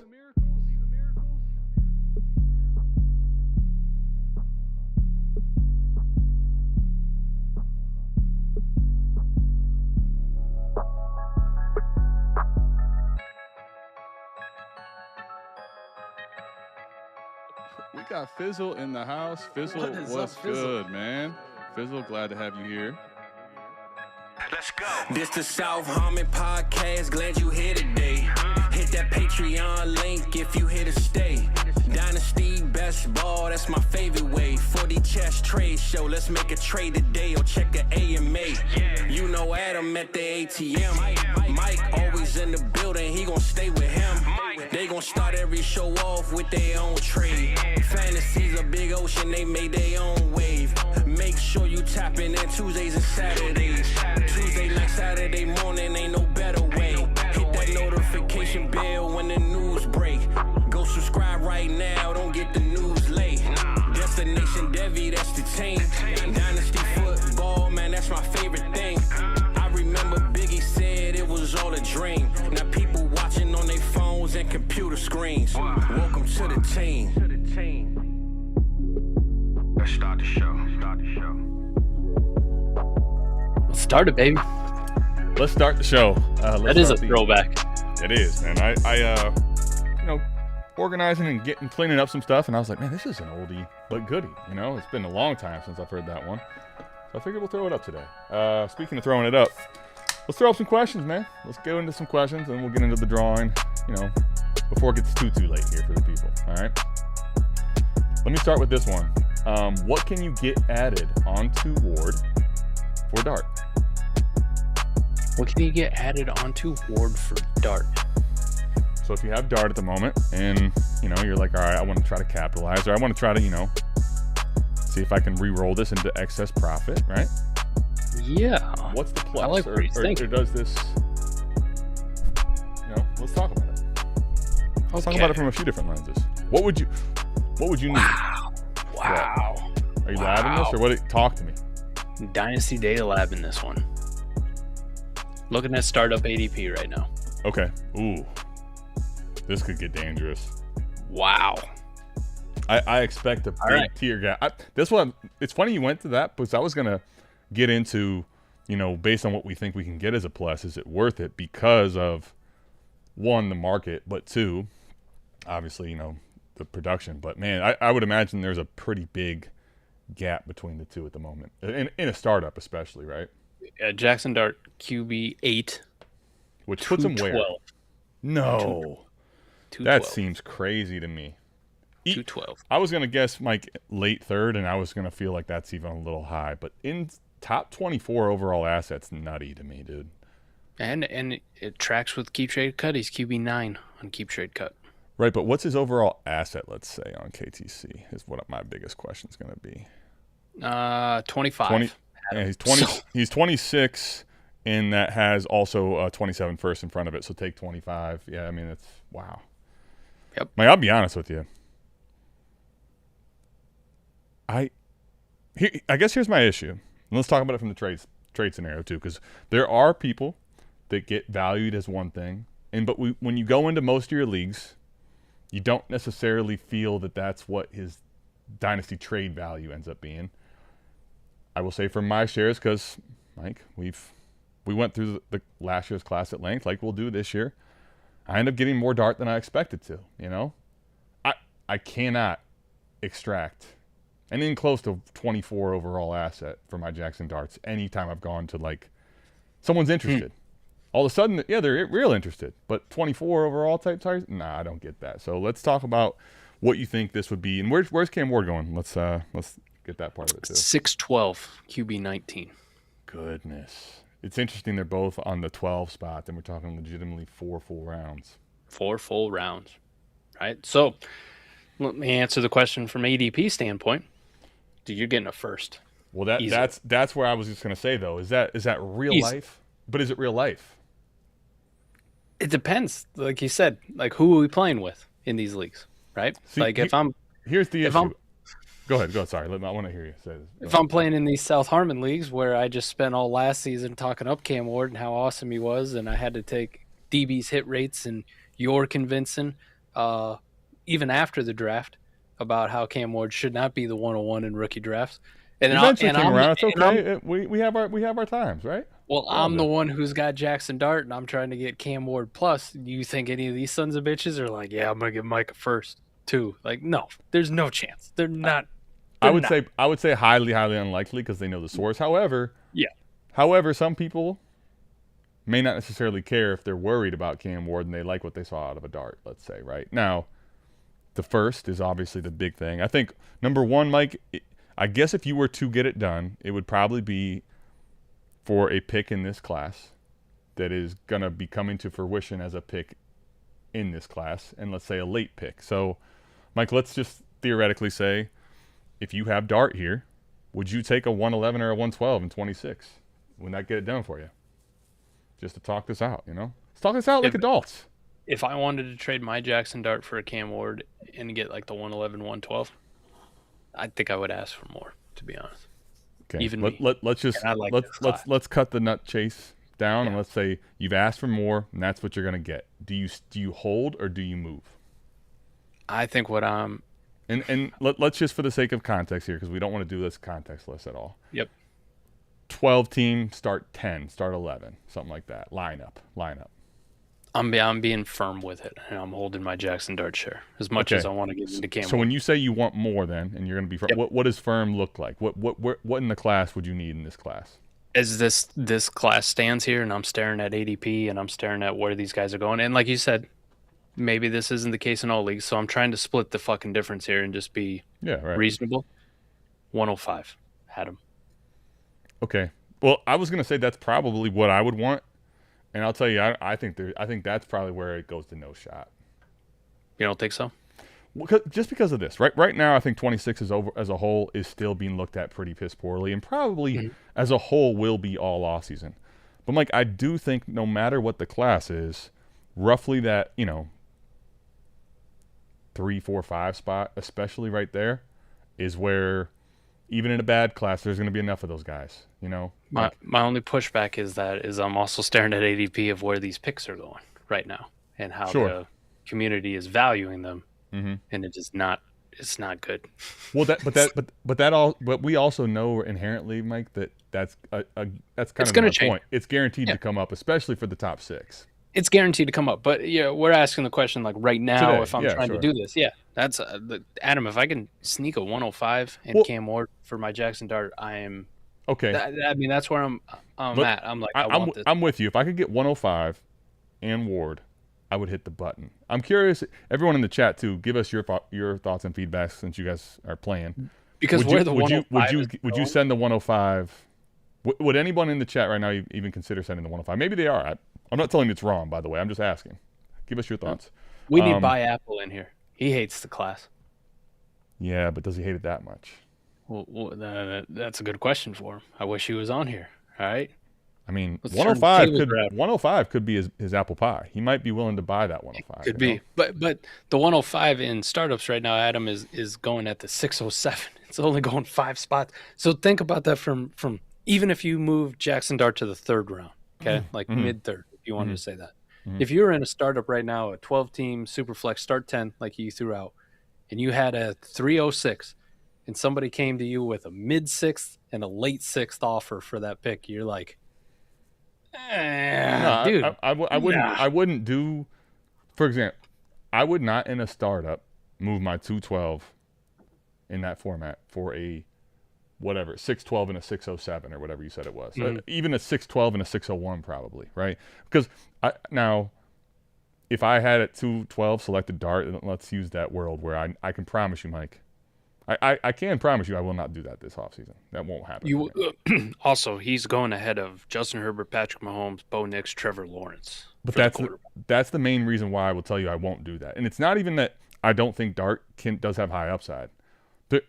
There's a almost guarantee that I would prefer a few quarterbacks, and even if I didn't prefer them, I could get them later, right? So from a team building standpoint, I'm not using I'm not selecting a quarterback like him in the top 24. And even if there was a crazy quarterback run, Mike, I would just take the skill player value there. So, but in that world, I have 212. I have taken Dart on the clock, right? I would maybe consider moving it for 601 if I knew what was there and what could potentially be there at a 612 or something like that. But right now, no, value-wise, startup-wise, no. But that's where I think you got to throw it somewhat out the window just because I'm not taking him at 212 anyway. So I'm already not valuing him as a 212.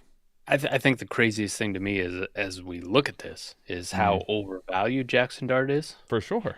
How overvalued it is. Let's just think about it.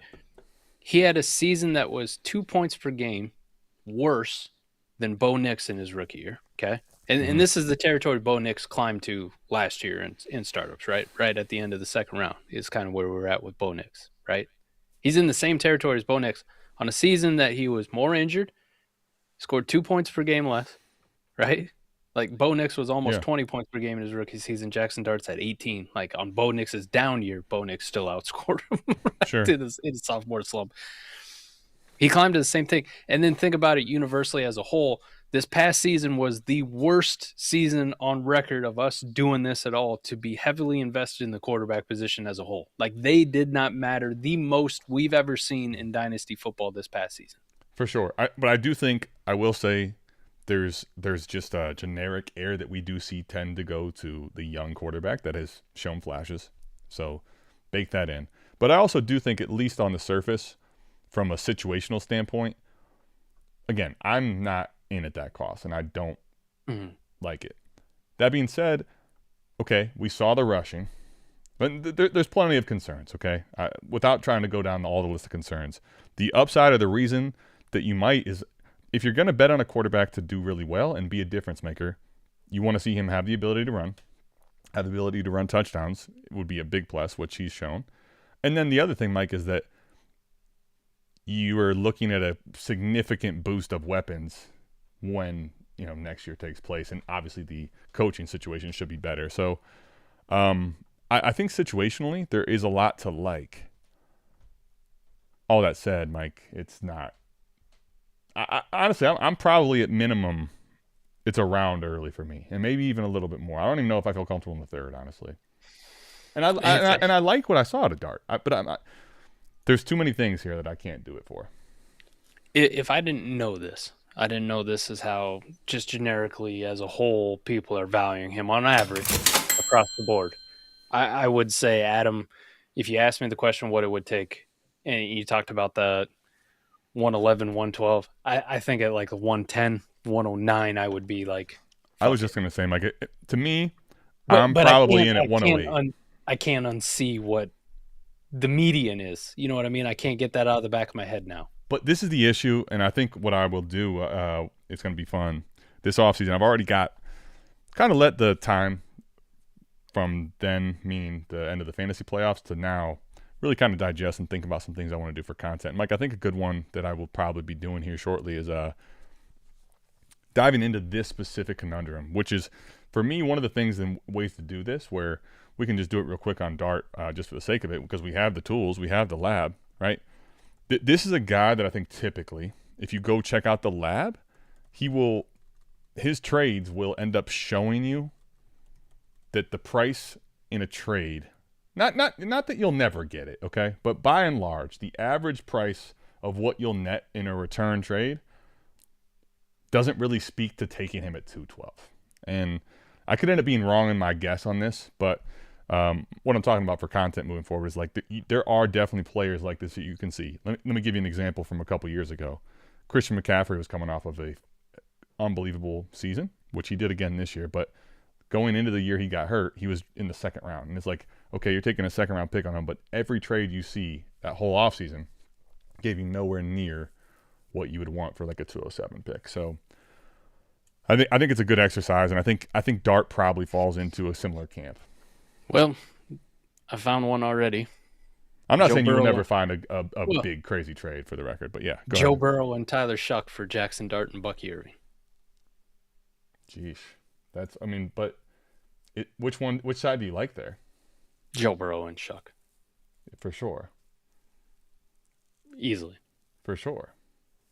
But I guess that's also, I don't know when that was made, but was it recent probably? Yeah, the 8th, a couple days ago. I mean, I love that for a Burrow side. Right. But you're right. Like most of these are underwhelming, like just not as good as you would think. I will say though that there's always caveats to not everything, but a lot of this. Like the one possible scenario where it might benefit you, or you don't end up taking a huge L, is probably that. I was thinking about how it could work. It's before you said the Burrow, but now that's exactly. You might be able to get into a better conversation with quarterback truthers in Superflex because you have a Ward or a Dart. Sorry, I don't think he's in the same tier, but somebody might be willing to tear down from a Burrow to a Dart. But then I go to one from just a couple weeks ago, Jackson Dart and the 110 for Lamar Jackson, the 206 and a third in 27. You're like, but see, both of those are exactly what I'm talking about, right? It gets you in a quarterback conversation, and both parties, I can almost promise, are what is especially with both of those guys. Man, they are injury burnt out, right? Right. They are. I mean, I don't. I'm with you. I like the other side significantly more, but the tier, staying in that quarterback range, I think you probably see it versus like a liquidation or, getting other assets, I guess. I got to know how some people get away with some of these league names too. How bad is it? There's some crazy ones, man. We got a 4-team league here with a 4-team. I mean, well, good for them, Good for them. Do what you want. But a 4-team league, NFL racial slur fantasy. Jeez. All right. Well, anyway, I think Dart, man, we went crazy. And we also had a super chat that we haven't gotten to, which is also wild. So, Cameron, is 6 the perfect spot to trade out of the rookie draft? It's a good question. As it stands right now, there's a tier of 5 for me that I'm very comfortable taking in my eval. Now, could there be a 6 guy? Too rich for me to go to Jackson Dart, Yeah. I mean, could there be a 6 guy that sneaks in there? Yeah. I mean, definitely. We're still early in the process. Yeah, we have enough time. We got combine to go. We got a bunch of film to go through yet. Could there be 6? Could there be 7? Sure. But right now, tier 1 feels like 5 guys. So if you were going to trade out of it, 6 would be the first pick that I would even consider moving at this time. How about that? Mm-hmm. Right? Like if I got a top 5 pick with everything Adam and I talk about, like they're going up in value. Okay. They're going to climb as much as people don't like the class. It's going to happen. They're going to go up. You're going to see them rise and where they go in startup ADP. You're going to see them rise on keep trade cut. So we got nothing else to talk about. Football's fucking over, man. We're going to talk about the combine. We're going to talk about all this shit, potential landing spots, but those top 5 are definitely going up. 6 could be the only one. Maybe this class really is shit and there's really nothing after 5 and we don't like it. If I was going to trade any of these first round picks, 6 or later right now is where I would start the conversation. If you're like, I just want to get out before shit hits the fan. I, on the other hand, usually like to play it a little more risky. Like, nah, fuck it. I believe we're going to get somebody else. Okay. We're going to get somebody else who jumps in here who's going to get exciting. Yeah. I mean, I don't know. I guess the question, the way it's framed, Cameron, and I let me just say this. I think another thing that everybody plays different, and I think that plays into, or I try to take that into account as much as possible for questions like this. And I know how he plays. I've seen some of his leagues. I know this is a guy that tends to have a bulk of the class or has picks in quantity. So I would say for me, generically, before thinking about that, the answer to this question to me, like on the surface, is probably, yeah, that's maybe the spot where it's like, okay, it could be desirable to somebody, but at the moment it feels like there's a tier break. At the same point, it's also a class where people are trying to trade away their picks across the board universally, no matter what the pick number is. So it's like, man, I know it's going to go up. Now, it may not go up seismically, but I do know it's going to go up. And nobody likes it. That's typically not the pick I ever want to trade. Like I rarely want to trade something that has a lot of value that is going to probably see a value bump that across the board, universally, it's going to be hard to find someone that thinks it's valuable. So I would say probably for me in a vacuum, it's probably not the spot to trade out of, because you're probably not going to get people to trade for the 6th overall pick like you would the 5th, the 4th, the 3rd, and so on and so forth. I will say though, for him, the way he plays, I can understand it, because Mike, if I have a bunch of picks, he probably is looking to not have to take all of them. So for you specifically, I think maybe it is, but I will say you probably are going to have to do a lot of work in figuring out the correct partner and the correct price. Be a tough one. Listen, we got to give him this guy's throwing money all over the place. All right, let's go. Super Chat Part 2. Trading out for a quarterback in a win now. Who you targeting?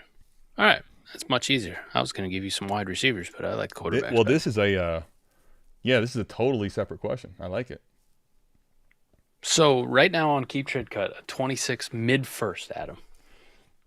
Mid-first. Mike, how are you reading this question? He says, if you're trading out of that pick for a QB. Got it. Yep. In a win now situation, who you targeting? I will say it's a good question, but it's funny you brought up Cam Ward. Mike, we didn't get to this, and this is a super chat now that's framed to this. Mike, I think in a vacuum, remember you were like, might be able to get Cam Ward for, let's say, the 108. I think, like generic value-wise, maybe. I do think sometimes one of the problems that we face in Dynasty, we know this even as the quarterbacks get devalued in Superflex, people don't like to trade quarterbacks away without getting a quarterback back a lot, right? Yep. And that can become the issue. Yep. In this class, after Mendoza, especially if we're talking even like in the next month, the idea of who they're going to get at QB is so completely foreign. I don't know. So the problem is, right, we have 26 picks, and you're like, all right, I feel like Mendoza's going to be, the 101 or early. And then after that, it's like, I don't really know. It's hard to pencil anything in. People typically are a little leery of doing that. So I was just going to say that's probably the one scenario where, like, even for that Ward trade, not that you can't get it, but it's probably going to have to be a specific scenario where the person has enough quarterbacks or whatever to speak to that point. Yeah, I think your list of quarterbacks who you could potentially get starts and it ends very small. Like, these are the ones I'm willing to do it for. Otherwise, I'm keeping the pick. Who are some of the people that you are? There's one name that comes to mind pretty quickly. So I don't like the guy. As a human or as a dynasty asset? Brock Purdy. I don't like the guy. But Brock Purdy, Jordan Love. Yeah. CJ Stroud, Dak Prescott would be a fantastic one. Dak was the name that came to mind off the rip that I would rip that trade for. CJ Stroud, Cam Ward, if you believe in him, for sure. And I'll give you Baker Mayfield, but after that, I'm good, man. I don't want Goff. No Goff. I don't want Bryce Young, and I'm not willing to pay that for Tyler Shuck or Matt Stafford. No Shuck. I will say Stafford I wouldn't do it for Stafford, but gosh, man. It's a short bet anyway. Like, the problem is we have an whole offseason of who knows, right? So that's why I won't do it. It's too much in the offseason. If we're talking about, going into the year, maybe, even though I know I'm probably like literally having a 1-year bet by the year. But yeah, I'm with you right now in totality. I think all those names are correct, or what I would view it as well. Mike, I think personally, like CJ Stroud level, Jordan Love level, Dak Prescott is. Those are so much of a smash to me. I feel like Purdy's probably unrealistic, but that would be a smash even to a higher degree because of the way I saw him play the last part of the year. And I think he's going to be in a little bit of a different tier for a lot of people in Dynasty. So Purdy, Love, Stroud, Dak, smash. I think the next group here, I'm kind of leery of at 106. Now, doesn't mean that I don't have reasons to like certain things about a Baker or Cam Ward, but I'm just not sure that I wouldn't be better off utilizing that pick elsewhere in a trade, right? And then going to get in a quarterback that's further down the list as far as my investment and making the bet, knowing I'd rather have, let's say, Cam Ward 1-for-1 versus who I would pick up there. But the cost of acquisition difference, I can put into the rest of my team. I think that would probably be the way I would approach it and view it myself. And honestly, if listen, you're thinking about down the road and win now, and I need a quarterback. You got a lot of time to get a quarterback, and find out if maybe somebody decided they wanted to tank, but they had Matt Stafford on their team. Doesn't really fit them wanting to tank. Yeah. Can I give you a 27-second for Matt Stafford? I got Steve's 27-second. He's awful. This could be the 201 or 202. Can I give you that for Matt Stafford? You're going to find some deals. Like, you got a lot of time to find those deals. I think, honestly, if you were worried at all about the 106, which rightfully so, like we talked about, Adam, I think what I would be doing with it is I'd be seeing what's it take to add to the 106 for me to trade into the top 5. Like, can I get the 103 off somebody? Yeah. Can I get the 4? Mm-hmm. What does it take for me to trade up one spot to the 105? Because at the 105, I know at least I made it into that tier I feel good about, right? I got Love, I got the 3 wide receivers, and I got Mendoza, presumably the 101, right? And we already talked about trading that pick 106 for Cam Ward straight up, and then we talked about Mendoza and Cam Ward. They're very similar. I prefer Mendoza because we haven't seen him fail yet. So what does it take for me to even trade up one spot and get it a little bit more comfortable? Yeah, so I ran Warp for this last year, and just a generic PPR, pretty vanilla scoring league, right? But it was boosted to 6-point passing touchdown, right? Just so that it would be a fighting chance here. Mike, and I think about this, right? You already brought up Stafford, quarterback 3, right? And I'm just looking at like more discount options per se. Jared Goff, quarterback 11. Baker was 12. Joe Flacco was quarterback 13 for the season. I just want to give you some of these names here. Jackson Dart, 15. He was certainly a discount name. Sam Darnold, quarterback 17. So the reason I say that, right, and there's other names, Daniel Jones. I could keep going here. But to me, the problem with the Cam Ward scenario or the Baker scenario, right, at that price, do I actually – to me, if I'm paying that, I'm hoping that I'm going to get – and thinking I'm wanting to get someone that's in the difference-making tier. And if it's not going to be those guys that are in like the top 6, 7, certainly 10, depending on the year, aren't I much better, at least for me, the way I'm approaching it? I'm probably better off with the lower cost investment and just hoping that the replacement level points are near each other, right? As opposed to I don't know that I feel the greatest about it, but I think what I saw, at least in spurts from Purdy, he might end up being a top 10 warp guy. Like he's shown me enough of that where it's like, to your point with like Bryce Young, I've seen it in very small glimpses. I would not bet on it for a fucking season, man. Like I just can't do it, right? So that's, I guess, the thing here. And I think to your point, in a lineup league, I just want to make sure the last point, Cameron, in lineup, I would definitely be willing to probably pay up a little bit to go into that tier Mike just talked about. In best ball, I'd probably be a little bit more hesitant, just take the volume. But in lineup, definitely, I'm with you, 100%. Yep. All right, let's see. After last year's tight ends, there's a lot of Sadiq conversation in the chat, my friend. So let's I guess let's just dive into this a little bit. There's other questions here, but what do you think of the kid? He's going to be it's one of the first years that I'm actually kind of excited to watch some tight end film. It gets pretty meh. I mean, we got a little bit last year because Colson Loveland was a great prospect coming out. Tyler Warren had a fantastic season. I tore him down. Yeah. You saw the good Tyler Warren, and Pello made me look like a fucking asshole early on in the season. But then you saw a lot of the shit I talked about towards the end of the season that you're like, maybe Mike wasn't crazy.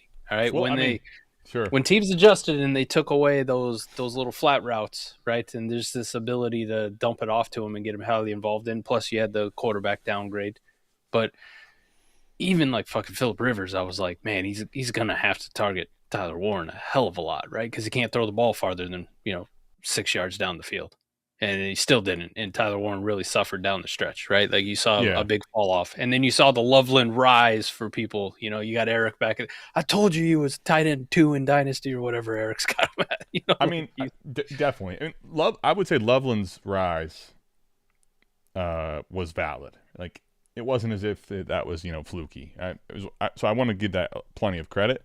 And not that Tyler Warren didn't struggle down the stretch, but it's like I just think about it from the standpoint of there really wasn't an asset that was in a Colts uniform that didn't get completely boned by Correct. The injury and the lack of him being competent as he was kind of trying to play through it, especially, and even before that a little bit. But afterwards, I mean, dude, after that injury, dude, it was like that team was cooked. I mean, Jonathan Taylor was having a historic season start to being basically a running back 2 on a weekly basis, and you're kind of hoping that would be the case. So I do think Tyler Warren, I expect him to continue to have a good, career moving forward. But I all these guys, even the ones you two mentioned there, that my biggest problem is we just don't see the tight ends give you the warp difference making early.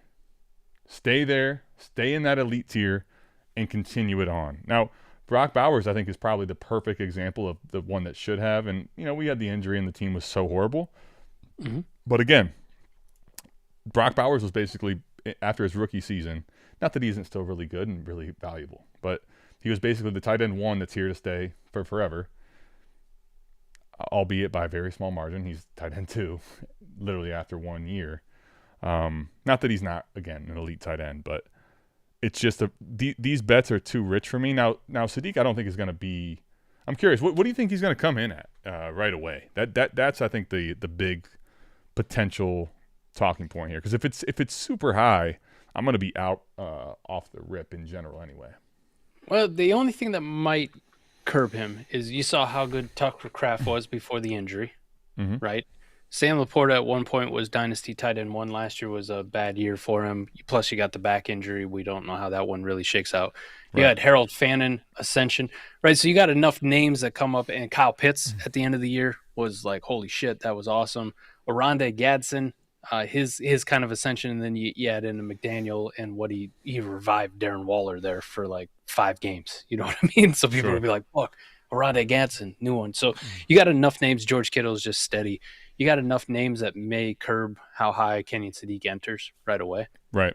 If you predict, I think most places I see him probably like that 14 to end of the first round range, like 14 tops. He's not coming in as a Kyle Pitts level prospect, a Brock Bowers level tight end prospect, a Colson Loveland, maybe not even a Tyler Warren level prospect coming into the league. So but we saw how might not get something crazy. How high Kincaid was even, let's say, right? Like think about that scenario. Like Kincaid is almost the perfect example for me where I'm leery. I would like to have a chance, Mike. I do. I would like to. But I think about Kincaid, how late his rise kind of was in the prospect, right? And then all of a sudden he did go as the first off the board, but it was late first. All of a sudden, though, it's like the situation. He's going to be the Allen target hog. And then he was, top 10-ish or higher even. And it's like, man, how do you – I just not how do you – I'm not going to speak for you. I don't know how I could justify even considering him as roughly a top 10 asset at the tight end position based on what that cost is going to be, So if it's outside of that, I think I might be able to dabble. If it is in that point, definitely not in a startup and probably not in a rookie draft. I think I would be more in Kincaid or on Sadiq than I was on Kincaid too. We also got to remember when Kincaid entered the league, like we were coming off of a Kyle Pitts historic rookie season. Like we got in that chase mode. Like we started chasing.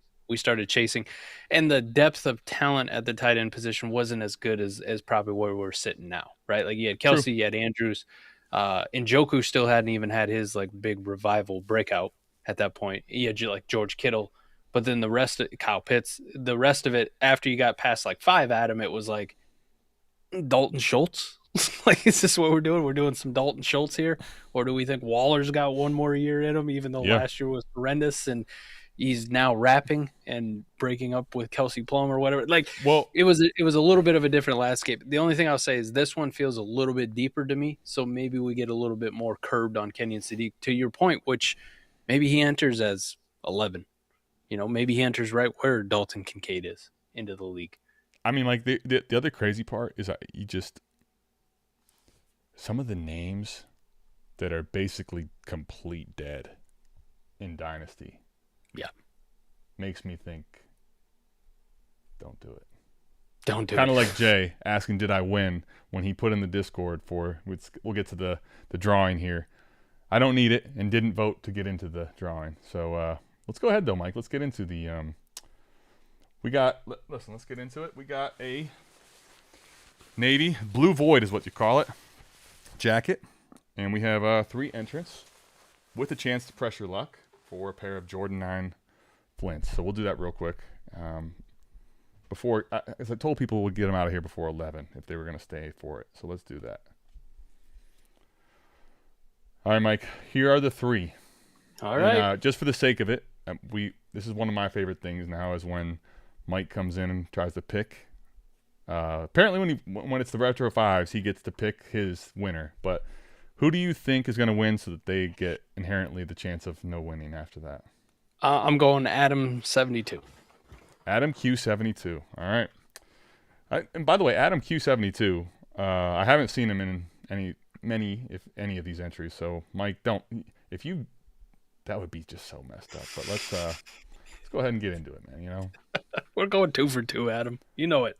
Let's go. Hold on, I want to put Jay's comment back up here. Oh, it was already up. Sorry, he couldn't see it. Did I win? Well, we'll see. He's pressing his luck for red. He saw that in the background. He got all excited. The Eagles is betting on himself. Oh, it's looking good. 2 in a row, baby. 33% chance. But that's not the greatest odds considering what Mike is. And that's a hell of a call. I'm 2 for 2, baby. All right, let's go. I thought that was for sure going to sit on Gimme Locks, by the way. Pause. That's a huge pause. To sit on Gimme Locks? Yikes. I will accept bribes for next week's prediction. I like this. Jay's like, hey, Adam I put a burner account in so that, so that I could keep the stuff. Hey, let's go, Adam. And he's here, too. All right. Okay, Adam, do you want to press your luck? All right. Yes. So, Adam, it's going to win. Is he going to hit the shoes? Mike's really calling the shot now. Babe Ruth that. So 35 for a press your luck spin.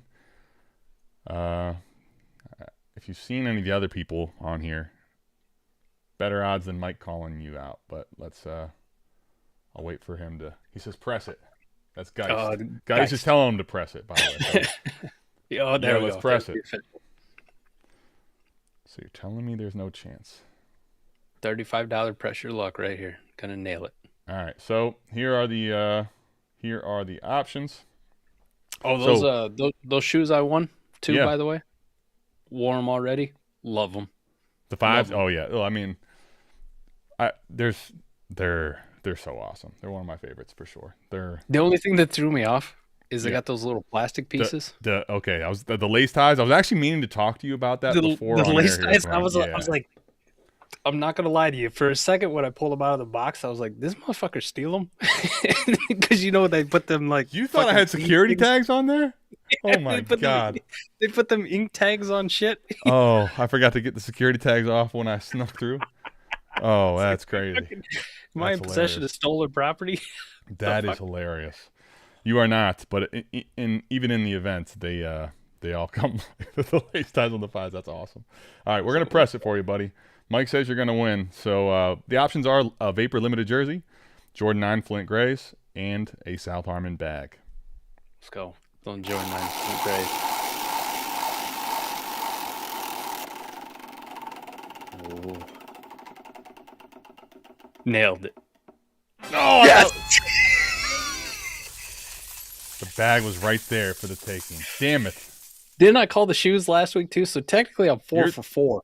All right. 3 for 3, right? Three of the last three, let me say. I called the winner. I called the shoes last time on Press Your Luck. And then I called the winner and called the shoes again. Tell you what, 4 for 4. He's like Wendy's at this point. 4 for 4, right? We are on a fucking heater. Goodness what are them? Gracious. Did you show them Jordan 9s? No, but let me get all the big, let's get us out of here. Because I like to see what I'm missing. Yeah, you know what I mean? Of course, buddy. Listen. These are they just re-released these. These are the Jordan 9s. Jordan 9 is one of my favorite silhouettes, by the way. But these are the Flint Grays with the they kind of have the Wizards colorway when he went back to the Wizards. They're fucking awesome. I had to get myself a pair of these, and I barely got them before my big boats were sold out. So we're good. Oh, congrats, Adam. Congrats, Adam. And by the way, he's not talking to me, okay? So that's he's talking to you, buddy. No, there's no congrats for this Adam, because I'm just making sure. These last couple of drawings, I've fucking ruined his financially. Absolutely. And at our luck, hopefully, Adam, at least you're in the 50 U.S. states, so that it's not triple entendre. But congrats, buddy. Those are a sick one. You'll have to DM me on Discord. By the way, everybody, if you want to have a chance to go like Adam win, make sure you go head over to patreon.com/SouthHarmon. $1 a month gets you in. There's all kinds of other tiers with other things as well. But if you're in the $1 tier, you have a chance to get into the merch tier. You will see every week when I put out the piece of merch and what you might have a chance to win with it. Hey, Jake's not that hammered. He's not. He's hammered because he came in here reminded to come in with a super chat. But the Hornets win, by the way. Boom. I love Con. He's dope. He is dope. Jake, I'm jealous of you out right now. That sounds fun, buddy. It does. And I'm at the game enjoying, the Hornets win as opposed to Adam. What'd Con do tonight, Jake? You're there. Watch it in person. Talk to us. What do you do? Congrats, Adam, by the way. I don't want to steal your thunder. That was a hell of a pool. Yep. Hornets win 110-107. Con 18 on 5 of 12. 4-7 from deep. Not very efficient. 4-7 from deep is a different efficiency. Bro, you imagine going 5 for 12. Only one of your makes is not a 3, but 4 of 7 from 3. That means all those 2s you missed. That's wild, actually. 6 boards, 4 assists, only 3 turnovers. Let's go, Con. Solid game. Yep, solid game. Especially off of a win. Brandon Miller went off 31 tonight. 10 of 26 though, so a little more volume. And those shots probably start coming in waves at the end when you're trying to come back. How was it close? Hey, yep. And we got a paid member now. Check him out. 110-107. Congrats, by the way. 110-107. So it was a close game down the stretch. That's a pretty sweet game to be at. Yeah, Hawks put up 32 in the fourth to bring it that close. So the Hawks were in a catch-up mode, man. Flying up there. Yeah. Would you pay the 103 and the 105 for the 101? No. Nope.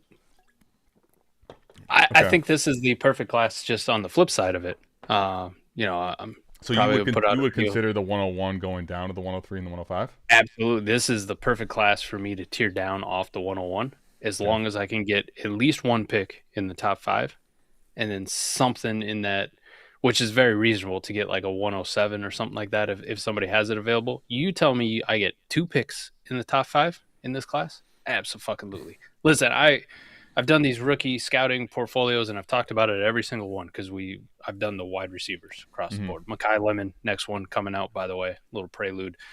I love the wide receivers, and I do think they're all worthy of potentially being the 101 in this class. My only caveat is it's Jeremiah Love. I don't know who the fuck RB2 is at this point. Like, we need somebody to step up to be RB2, and we need them to get the requisite draft capital to be RB2. Right, and that's the issue, I think, where, to me, why Love is, to me at the moment, with what we know right now. Now, I'm not going to act like it's not subject to change, because it is.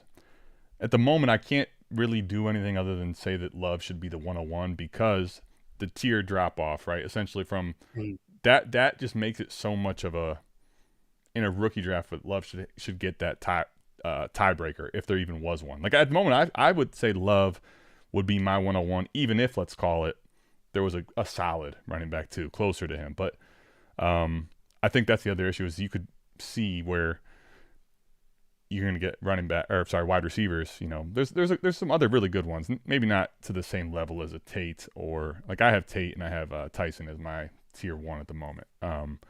But what I'll say, Mike, is let me ask you this now. If you make this trade knowing you're probably not going to get, like you say, you need a running back. So you're not going to get your running back at 103 or 105 probably, unless there's something changes significantly. Do you just go ahead and keep those picks, pick best player available, and try to go get another running back later? Or what is your discussion here to the fella? Yeah, I would just, if he's saying I need a running back, I think there's a lot of good running backs that are old or, once you get past Gibbs and Bijan, everybody's got warts of some sort. It's just how many warts you have, whether it's, listen, we're going to overlook it because they were young, right? Or we're going to overlook their warts. Their ward is they're really old, okay? But look at what Chris McCaffrey, right? Look at what he produced last year with all that. Or we know Saquon Barkley is really good. Kevin Patullo was his wart last year. Whatever it is. Everybody's got warts, and I think there's really good – if you're saying I need a running back, I think I'm going to go shop at one of the wartier running back stores that are going to be a hell of a lot cheaper. And I'm just going to pocket 2 exciting top 5 assets in this rookie class. You know what I mean? Like, okay, I do need a running back. I'm looking at competing. Age doesn't matter to me then, right? I'm willing to bet on Christian McCaffrey for the 110 or whatever the fuck it is I got to pay, or a late 27 first for the production. And I can wait until summertime to make that bet. You know, there's a lot of running backs I can go get that I know for a fact will probably give me really good warp production, give me good points per game. I'm only really looking at them in 1 year window. What can you do for me now? Like, fuck, let me go acquire Derrick Henry. Like, Jesus, what does Derrick Henry cost? Everybody every year for like the last 6 years has said Derrick Henry's going to fall off a cliff, and he still doesn't. You know, Eric and I talked about that on America's Game this week. I'm done like betting against him. I don't want to have to make that bet right now, so fuck it. Like, let me get the 2 assets that are really good, which I think is a perfect time to trade off of the 101. As much as Jeremiah Love is head and shoulders above the next running back of this class, and that's why he's the 101 asset, I still think pick 2, 3, 4, and 5 are all really good players. Sure. They're all probably going in the 2nd, 3rd, 4th round of a startup. You know, once the names are assigned to it, they're all going to get good draft capital. Yeah. I want to tear down off that pick. And like Jay said, it feels like 2022 all over again. It really does. But think about it. Breece Hall was head and shoulders the 101 of that class when everything was said and done. But how awesome would it have been to tear down off your 101 Breece Hall and wind up with a Garrett Wilson and a Drake London, or a Garrett Wilson and a Chris Olave, or Drake London and a Chris Olave? Like, give me 2 of those fucking guys versus one Breece Hall. Can I just also say it's so crazy how, one, when he says it feels like 22 all over again. It's like, well, not that it's not correct. It does feel like that. But at least for me, it's like, damn, that feels like freaking almost a lifetime ago. It does. And not just that. How much of a lifetime ago is the market in which we said 101 by head and shoulders is a 2nd-round running back? Mm-hmm. That you think about that today, it's like, holy shit, that's crazy. Like, there's no world where Love's not going in round 1, in my personal opinion. I mean, yeah, I definitely, I'm with you. I think some team is pulling the trigger on it. Which I guess is to my point where it's like, here's what I will say, Duncan. I agree with everything Mike said. I would probably be holding on to the 103 and the 105. I don't have to get a rookie running back, right? Even if I need a running back. What I will say is if you really are set on doing this, obviously I would try to negotiate maybe, a different pick than 105 or something like that. But if you're going to make a trade like this, I think this is one of those teams or situations where it's like, all right, like, I have the assets. I've built up the excess. I know I'm probably overpaying by what the market says, but this is kind of like setting this team that I have in young, ready to go, built like crazy, right? And I'm going to go ahead and make the plunge because it's so hard to get the Gentys, the guys that have this type of draft capital and pedigree. But I think all the while knowing, right, it has to fit that mold for me. Like, I know I have to have a team that it's the last infinity stone almost. And then I might be willing to overpay just because, it's hard to get these type of assets this high up. But if it's not that scenario, personally, I think I would be giving you advice that I just can't tell you is true. I think it's prudent to hold the 103 and the 105 unless it's that scenario. I also think, okay, so I made this argument when we talk about on America's Game about running backs. While it stands right now, Jeremiah Love, when he gets drafted, probably is slotting in at RB 3, 4, or 5. And that's the only thing about it is from the startup perspective, that's going to make him a high pick. Yeah, he is like you look at the running back landscape, and we kind of talked about some of those guys, the Gentys and the Hamptons, and like he's coming into the league if he gets 1st-round draft capital as a top 5 running back asset. Almost universally across the board. You talk about dark. He's basically, the way I'm viewing it, he's going to be a top 24 asset in startups for almost assuredly if he's a 1st-round pick. Thinking about these wide receivers, You know, even if we get an S tier wide receiver or we get top 10 or whatever it is, we do Tate, Tyson, and Lemon. Like these guys, at a more realistically, they're probably entering in from like wide receiver 13 to like 17 range, right? Like best case scenario for those. Definitely. Because you got so many good guys ahead of them, like so many guys that are proven. Now, the only thing I would change, this is how it will stand now and up to the draft and over the summer. But let's think back to Emeka Egbuka, okay? Let's think back to that. He did not enter in that range, okay? He was far lower, but add him off of wide receiver 4, wide receiver 32, 25, 11, and then wide receiver 1. After 5 weeks, we were having legitimate conversations. Is Emeka Egbuka the wide receiver 1 in Dynasty football? Right. That is how is fast, he in the conversation? Yeah, right. Is he a 101 that is how fast, candidate? if you can take some delayed gratification a little bit with like the 103 and the 105, for example, you have that potential of being the wide receiver 1 in Dynasty after just 3 or 4 weeks in the league if one of these guys came out and popped, right? Sure. And it wasn't like Emeka Egbuka was absolutely killing it. You had that wide receiver 4 week. Then the second week, I was more like, Adam, I told you so. The following week was, then we had another wide receiver 1 week. Then we had a wide receiver 1 overall week. And I'm like, all right, I'm an idiot. Okay, Adam, you win. Is he the wide receiver 1 in Dynasty, or does he deserve that conversation? Yeah, I mean, well, Duncan kind of just, I don't know. At least I didn't see it when I was talking about it. This does make it tough, Mike. If you're in a lineup league, and I would like to at this point too, Duncan, since we're already here, give me the format. Give us the format, the context, because like if this is lineup, let's say 12 team, and we're starting 9 or 10, and you're really stacked everywhere, like you got dope quarterbacks, dope receivers, you gotta, it's like the one scenario where I might be willing to do it, just because here's the reason I would say I might be willing to in this extreme scenario. There's definitely the case you just laid out where you don't even have to be a 105 for Egbuka to just go crazy. I mean, even after having a crazily slow finish, he's still ahead of the 103 right now in startups. Like, right? So Egbuka's value still held there. So you have plenty of opportunities for those to happen. But Mike, Genty, like you just think about Genty. Right now, the 101, which we all know these are probably going to go up for the rest of the summer here. The 101 is slotting in right now, pick 19 on Dynasty Data Lab. 1 spot behind Caleb. 2 spots behind Genty. So, and then you look at Genty, who basically, after a year that most people say it wasn't that good, it was forgettable, he basically fell from the 112 to the 204, 205. Like, that makes me feel like, damn, if Love gets first round pick or, top 10, top 15, even in its worst case scenario, he's going to retain the value. So you're not going to be able to get if you want to go ahead and get the Infinity Stone, this is probably one of those types. I'd also probably be okay if you didn't end up opting to go that way, trying to see what a James Cook's going to cost, see what a McCaffrey, like you said, Saquon, plenty of other options, but the rare scenario that you have here is if you're just that stacked and you have the assets to toy with, I don't necessarily hate it.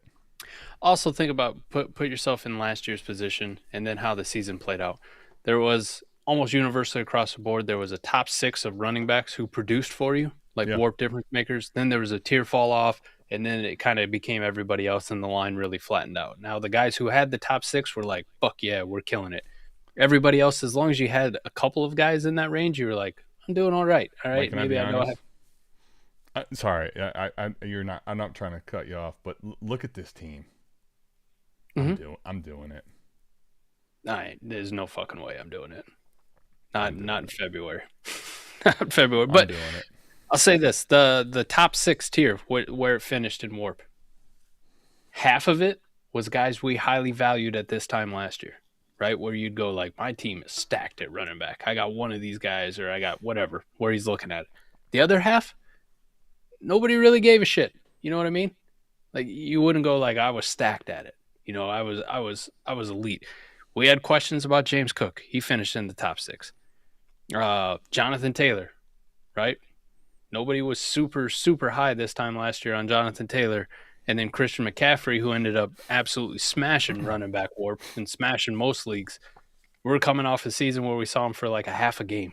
And we're like, oh, dude, he's going to Kevin Durant it. His Achilles are all going to pop. Like, this is what happens to dudes with calf injuries, right? Like, he's cooked. He's done. So I wouldn't get too worried about it now because a lot of shit will change, right? Obviously, you don't have a Bijan or a Gibbs or an Achane or something like that you're sitting up there up top. But think about some of the guys that we had ranked really high at this time last year after what Saquon Barkley did and then what he actually gave you in Ward production. Being stacked at running back or not being stacked at running back in February of the season before, 7 months before points being scored, not my biggest concern. Not my biggest concern. A long time to build running back depth and find some values. And we got free agent signings and dudes who are going to change teams and guys who are going to get drafted. I'm not positioning myself, especially at the running back position of all things. Maybe a little more than tight end. Okay, I give a shit a little bit more about it than tight end, but same kind of position. In the Dynasty offseason, I want to make sure that my quarterback situation is kind of figured out, and I want to make sure my wide receiver situation is figured out. And if I have a ridiculous abundance of those guys, oh, no, poor me. It's like owning too much Bitcoin. Whatever am I going to do with it? You know what I mean? I don't have a whole lot of urgency to move off that shit until I absolutely need to.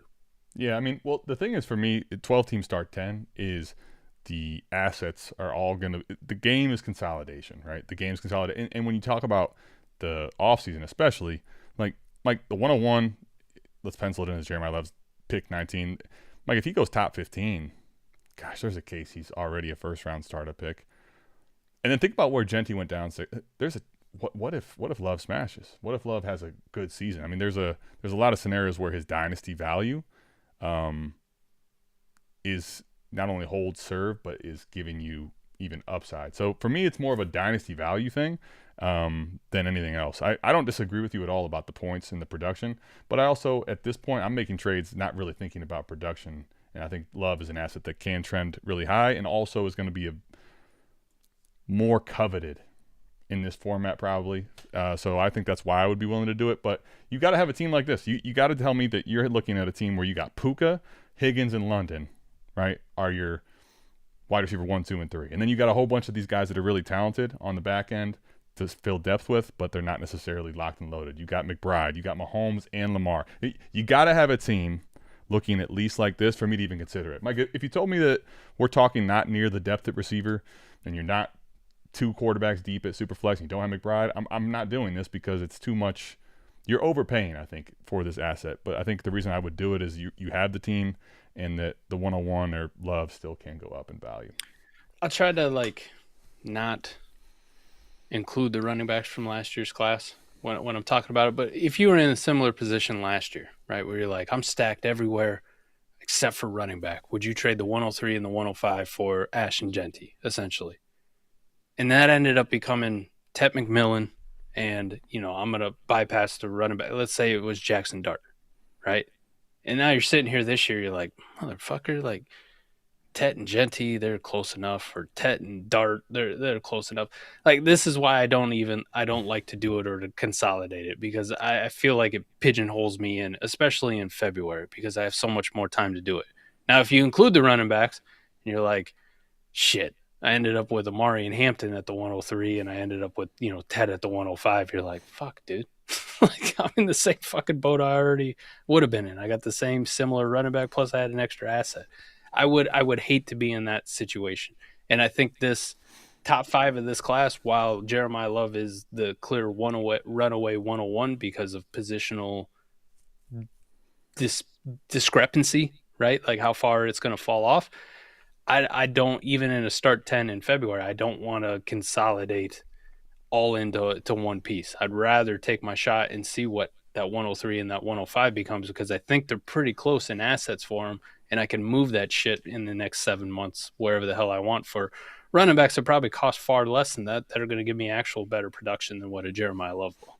It's funny you phrased it or gave me that question. You were talking about, I don't want to necessarily just use last year, but when you phrase it, if you were talking about this last year, it's crazy. Now, granted, when I made this trade, it was May, not February, so I'll give you that caveat. But, Mike, there's a team I hadn't made the playoffs in 4 seasons, and I traded my 105 and my future 26 first, right?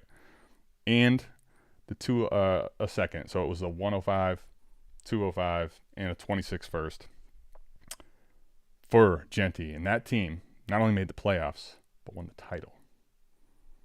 So obviously a lot of other things have to happen for your team to win, but I will say Genty didn't even do at all what I was expecting him to do probably in year one, but he still ended up being my best running back on this team that was built really well everywhere. So the reason I'm doing it, though, is not necessarily for anything other than I think the 101 in this type of a format is incredibly valuable and will be valuable for all the way up until the season at minimum, probably even after that. Not that the 103 and 105 aren't valuable, and not that you couldn't make a very great team and winning formula by doing it that way, but if you have this type of a team, this is a trade that I'm probably at some point looking to do to build out a goon squad. So I'm in for it, man. I'm in for it. I think this is one that you could probably go either way on, and I could understand it completely either side. Yeah, I had something like this. I mean, we talked about it on the trade show, a league like this, like a start 10, very vanilla across the board. And like Rashee Rice was like, I think my fourth or fifth wide receiver, Adam. And I had the 101, and I had offers for the 101. People were trying to trade multiple top 5 picks, and I said, no, I need running back so bad. It's the only place that I'm like depth on. Like, I'm keeping this one. And now sitting here looking back, and I look at the fucking draft, and I'm like, damn, man, could have had fucking Amari and Hampton, and I could have had Ted McMillan with that pick. Like, and this is a team that didn't win a championship either. Like, I had all this fucking talent at quarterback and wide receiver stacked everywhere. I had ridiculous tight ends. I was like, Genty's the only thing I need, right? I need this running back. And while he had a decent year, I'm sitting there like, fucking team still got bounced. Still got bounced in the first round of the playoffs. Fuck me. Now as we enter 2026, I'm like, I would have rather had these 2 assets on my team. You know what also could have happened, though, right? Now, maybe you wouldn't have drafted this way, but you know what a lot of people did with those picks? Could have been Travis Hunter. Travis Hunter and Trevion Henderson. Yeah, could have been. And then you're like, well, they're going to be better next year. I mean, they better be. They damn better be. I mean, well, shit, we just let off the show with the guy that we're talking about with Genty. Is he going to be better next year? Right? Well, even if he's not, though, he was the running back 1 this year. What was Trevion, actually? I actually don't even know what his finish was. And now I'm curious. Yeah, I got you, bud. I already got it pulled up. RB23 in Warp. Okay. It's a little 1.6. Yeah, 1.6 versus your boy Ashton Jeanty 2.6. So 1 game. You won 1 more game with Ashton Jeanty on your team in a generic league than you did Trevion. Yeah, worth it. Definitely worth it. Especially considering what we're looking at and going into next year. Like right now, dude, this team just made the Super Bowl while he was sitting. Which is also crazy because I talk about the running back tier, of the top 6 when I brought that up. It's the same warp difference as RB 6 to 7. It's the difference between having James Cook or Derrick Henry, who had a decent year as well. But they're a 1 warp difference between the 2 of those guys as well. Yeah, I'm looking right now at on mine. You could take a look. It's PPR start 10. It's extremely vanilla. There's no tweaks made to it. He's running back 14 in warp, 3.294. Asset overall 36. And you think about like everything we just talked about. It's like, man, if that's what he gave me last year, I feel really good about it. But I mean, again, you didn't have to take 2 misses. You don't have to take 2 misses. And the other thing to think about is, I guess one of the reasons I say, Mike, at the end of the day, I'm okay making it, is I probably am overpaying. But there's a world in which, when the draft comes around, that you could still possibly sell for more. Not that you can't sell the 103 and the 105 for more too, right? But there's not necessarily a guarantee in this class that people are coming for whatever's at the 105 and being like, I'll pay. And that's fair. That's the one thing. The 101 is going to have that crazy on-the-clock haul potential still. So that's kind of the other big caveat to making it now I'm okay with. Yeah, right now the 101 in startups, the kicker version is going at the 207, Adam, and I can definitely tell you that's going to be more back-end first, early second at worst with right. Jeremiah. And what do we know in typically, not always, typically in a 12-team start 10 like this that he's in, those are the type of assets that people are just going to pay us a king's ransom for at some point. Yep. So that's the other thing. All right, last question here. Totally different one. Different but same. Parker Washington and 108 Mike, or Travis Hunter? I'm taking Travis Hunter here. I mean, we didn't put him on the thumbnail. We didn't talk about him. He didn't get a graphic here. Like, can he bounce back? He was. Yes. Yeah, we didn't. Time didn't allow. Maybe we talk about it next week or a different time. I'm with you. I think he can. To me, you didn't give us format, but I don't know that it really matters, frankly. I think I'm probably taking the Hunter side. The 108 would need to be higher for me to consider this, I think. I'm not, especially in the lineup, I'm still not the biggest Parker Washington believer, Mike. In best ball, perfectly fine throwing him on my roster. How about wide receiver and my roster? My roster. How about my roster of a bunch of wide receivers? But in lineup, I'm not really buying into Parker Washington as a part of my guys that I would include in my roster construction. So needs to be. What would you need the pick to be here, Mike? Let me ask you this: if you were to actually be selling Travis Hunter as a guy who's defender of him, where would you need the pick to be here? Do you think 106? 106.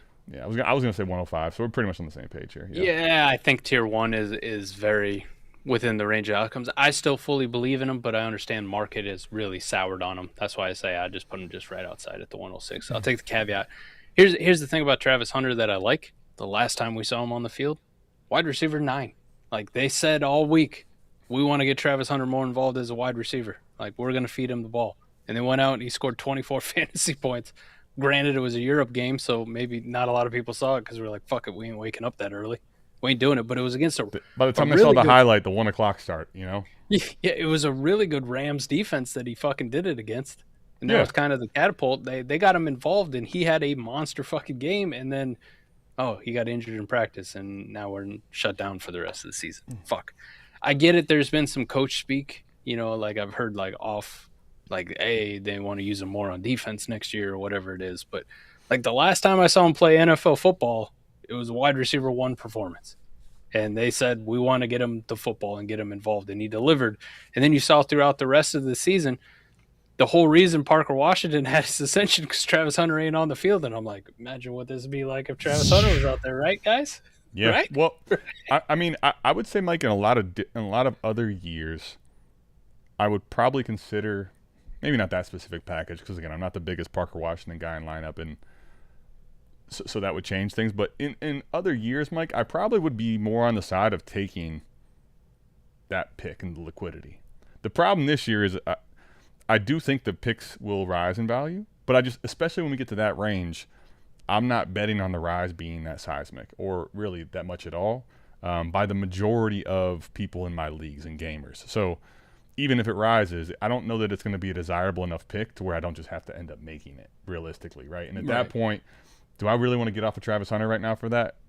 That's where in years past, I'm willing to kind of ride that out knowing there's plenty of people past 108 that people are going to want to draft. So this year specifically, I think I'm going to be holding off on that type of an offer, especially on a player that's dipped as much in price as a Travis Hunter has. And in all reality, too, like I thought just from football standpoint, I said it last year. A lot of people disagreed with me. It wasn't like the pertinent take on Travis Hunter, but I thought he was a better wide receiver prospect than he was cornerback, and everybody said cornerback. And I think especially early on in the season and with that final game, I think that kind of showed itself on the field. Like I think the guy's a better wide receiver than he is cornerback. It felt like he struggled all year playing DB. Like he really did, which – people will say maybe it's a tougher position to play or tougher to learn DB in the NFL, but I've also seen guys like, Sauce Gardner, which I besmirched his good name when he entered the league. I was like, I fucking hate when they take cornerbacks this high. Like some of the elite guys in their early years have actually played very, very well. Sure. Smash. I don't disagree. Regressed weirdly. Like Sauce Gardner hasn't been as good since his rookie year, which is kind of strange, but yeah, I definitely get that. And I guess it's probably he's the hardest. Travis Hunter's easily the hardest person to comp coming in. The situation's unlike anything. We've never really seen anyone try to. All those guys that did smash, right? They're exclusively focusing every bit of their effort, their mental, all of that on the defensive side of the ball. This dude trying to do both is honestly, it's hard to even imagine what's going on. The scary part for Travis Hunter for me is that Mike. Trevor Lawrence started to do pretty well and thrive, it seemed, with other options. And it doesn't mean that I think they're trying to get rid of Travis Hunter. They don't want to see him succeed and they didn't make a huge investment. But it's also like, man, is Trevor Lawrence just going to be able to get the ball other places? And Travis Hunter, they figure out a way to make it work with him. And he has some great games, but it's just He doesn't have anywhere near the ceiling that I would maybe hope for a guy as talented as him. By the way, I'm with you. I think he's a better receiver than corner. I still think he's hella talented. I'm not going to act like the upside isn't crazy immense. It's just a hard and weird situation to, quantify. At the price he's at now, I can safely tell you I'm in. But if that changes and what that looks like moving forward, it'll kind of be a, TBD, so to speak. TBD. But now, for right now, I definitely. By the way, let's keep Drake cut this just before we get off for the sake of it for people that are unsure. I mean, he's at right now. He has taken he's taken the most significant hit, and this will be one of the things I was wrong. Like I thought, for the sake of how do I want to put this? For the sake of all the things we talked about, the conundrum of him playing both sides of the ball, he would get more of a pass than he got this year. Where is he at the moment? By the way, 26. That's a far fall. 26. He Wide just receiver had 3. Jalen Waddle, Jordan Addison, Michael Wilson, Ricky Pearsall. There's a perfect segue to get the hell out of here, Mike. Imagine telling you, or vice versa, Michael Wilson is going to be within 3 spots of Travis Hunter after his rookie season. You're fucking crazy. All you needed to hear is that right there, Mike. I don't care if it's me or you or anybody else. We're like, dude, stop it. Get the fuck absolutely fucking not. All right, well, we love you guys. Whether you love us or not, I know you'll be back here, even if you're by apple pie, because this off season, this is the place to be. Damn it, there's nowhere else that you'd rather be. It's a place everybody knows your name. We'll see you back here, same time, same place next week. Mike's got videos coming out. I got videos coming out. We're bringing them hot and heavy. Let us know in the comments what kind of videos you want to see from us. Until next week, we're out of here. Peace.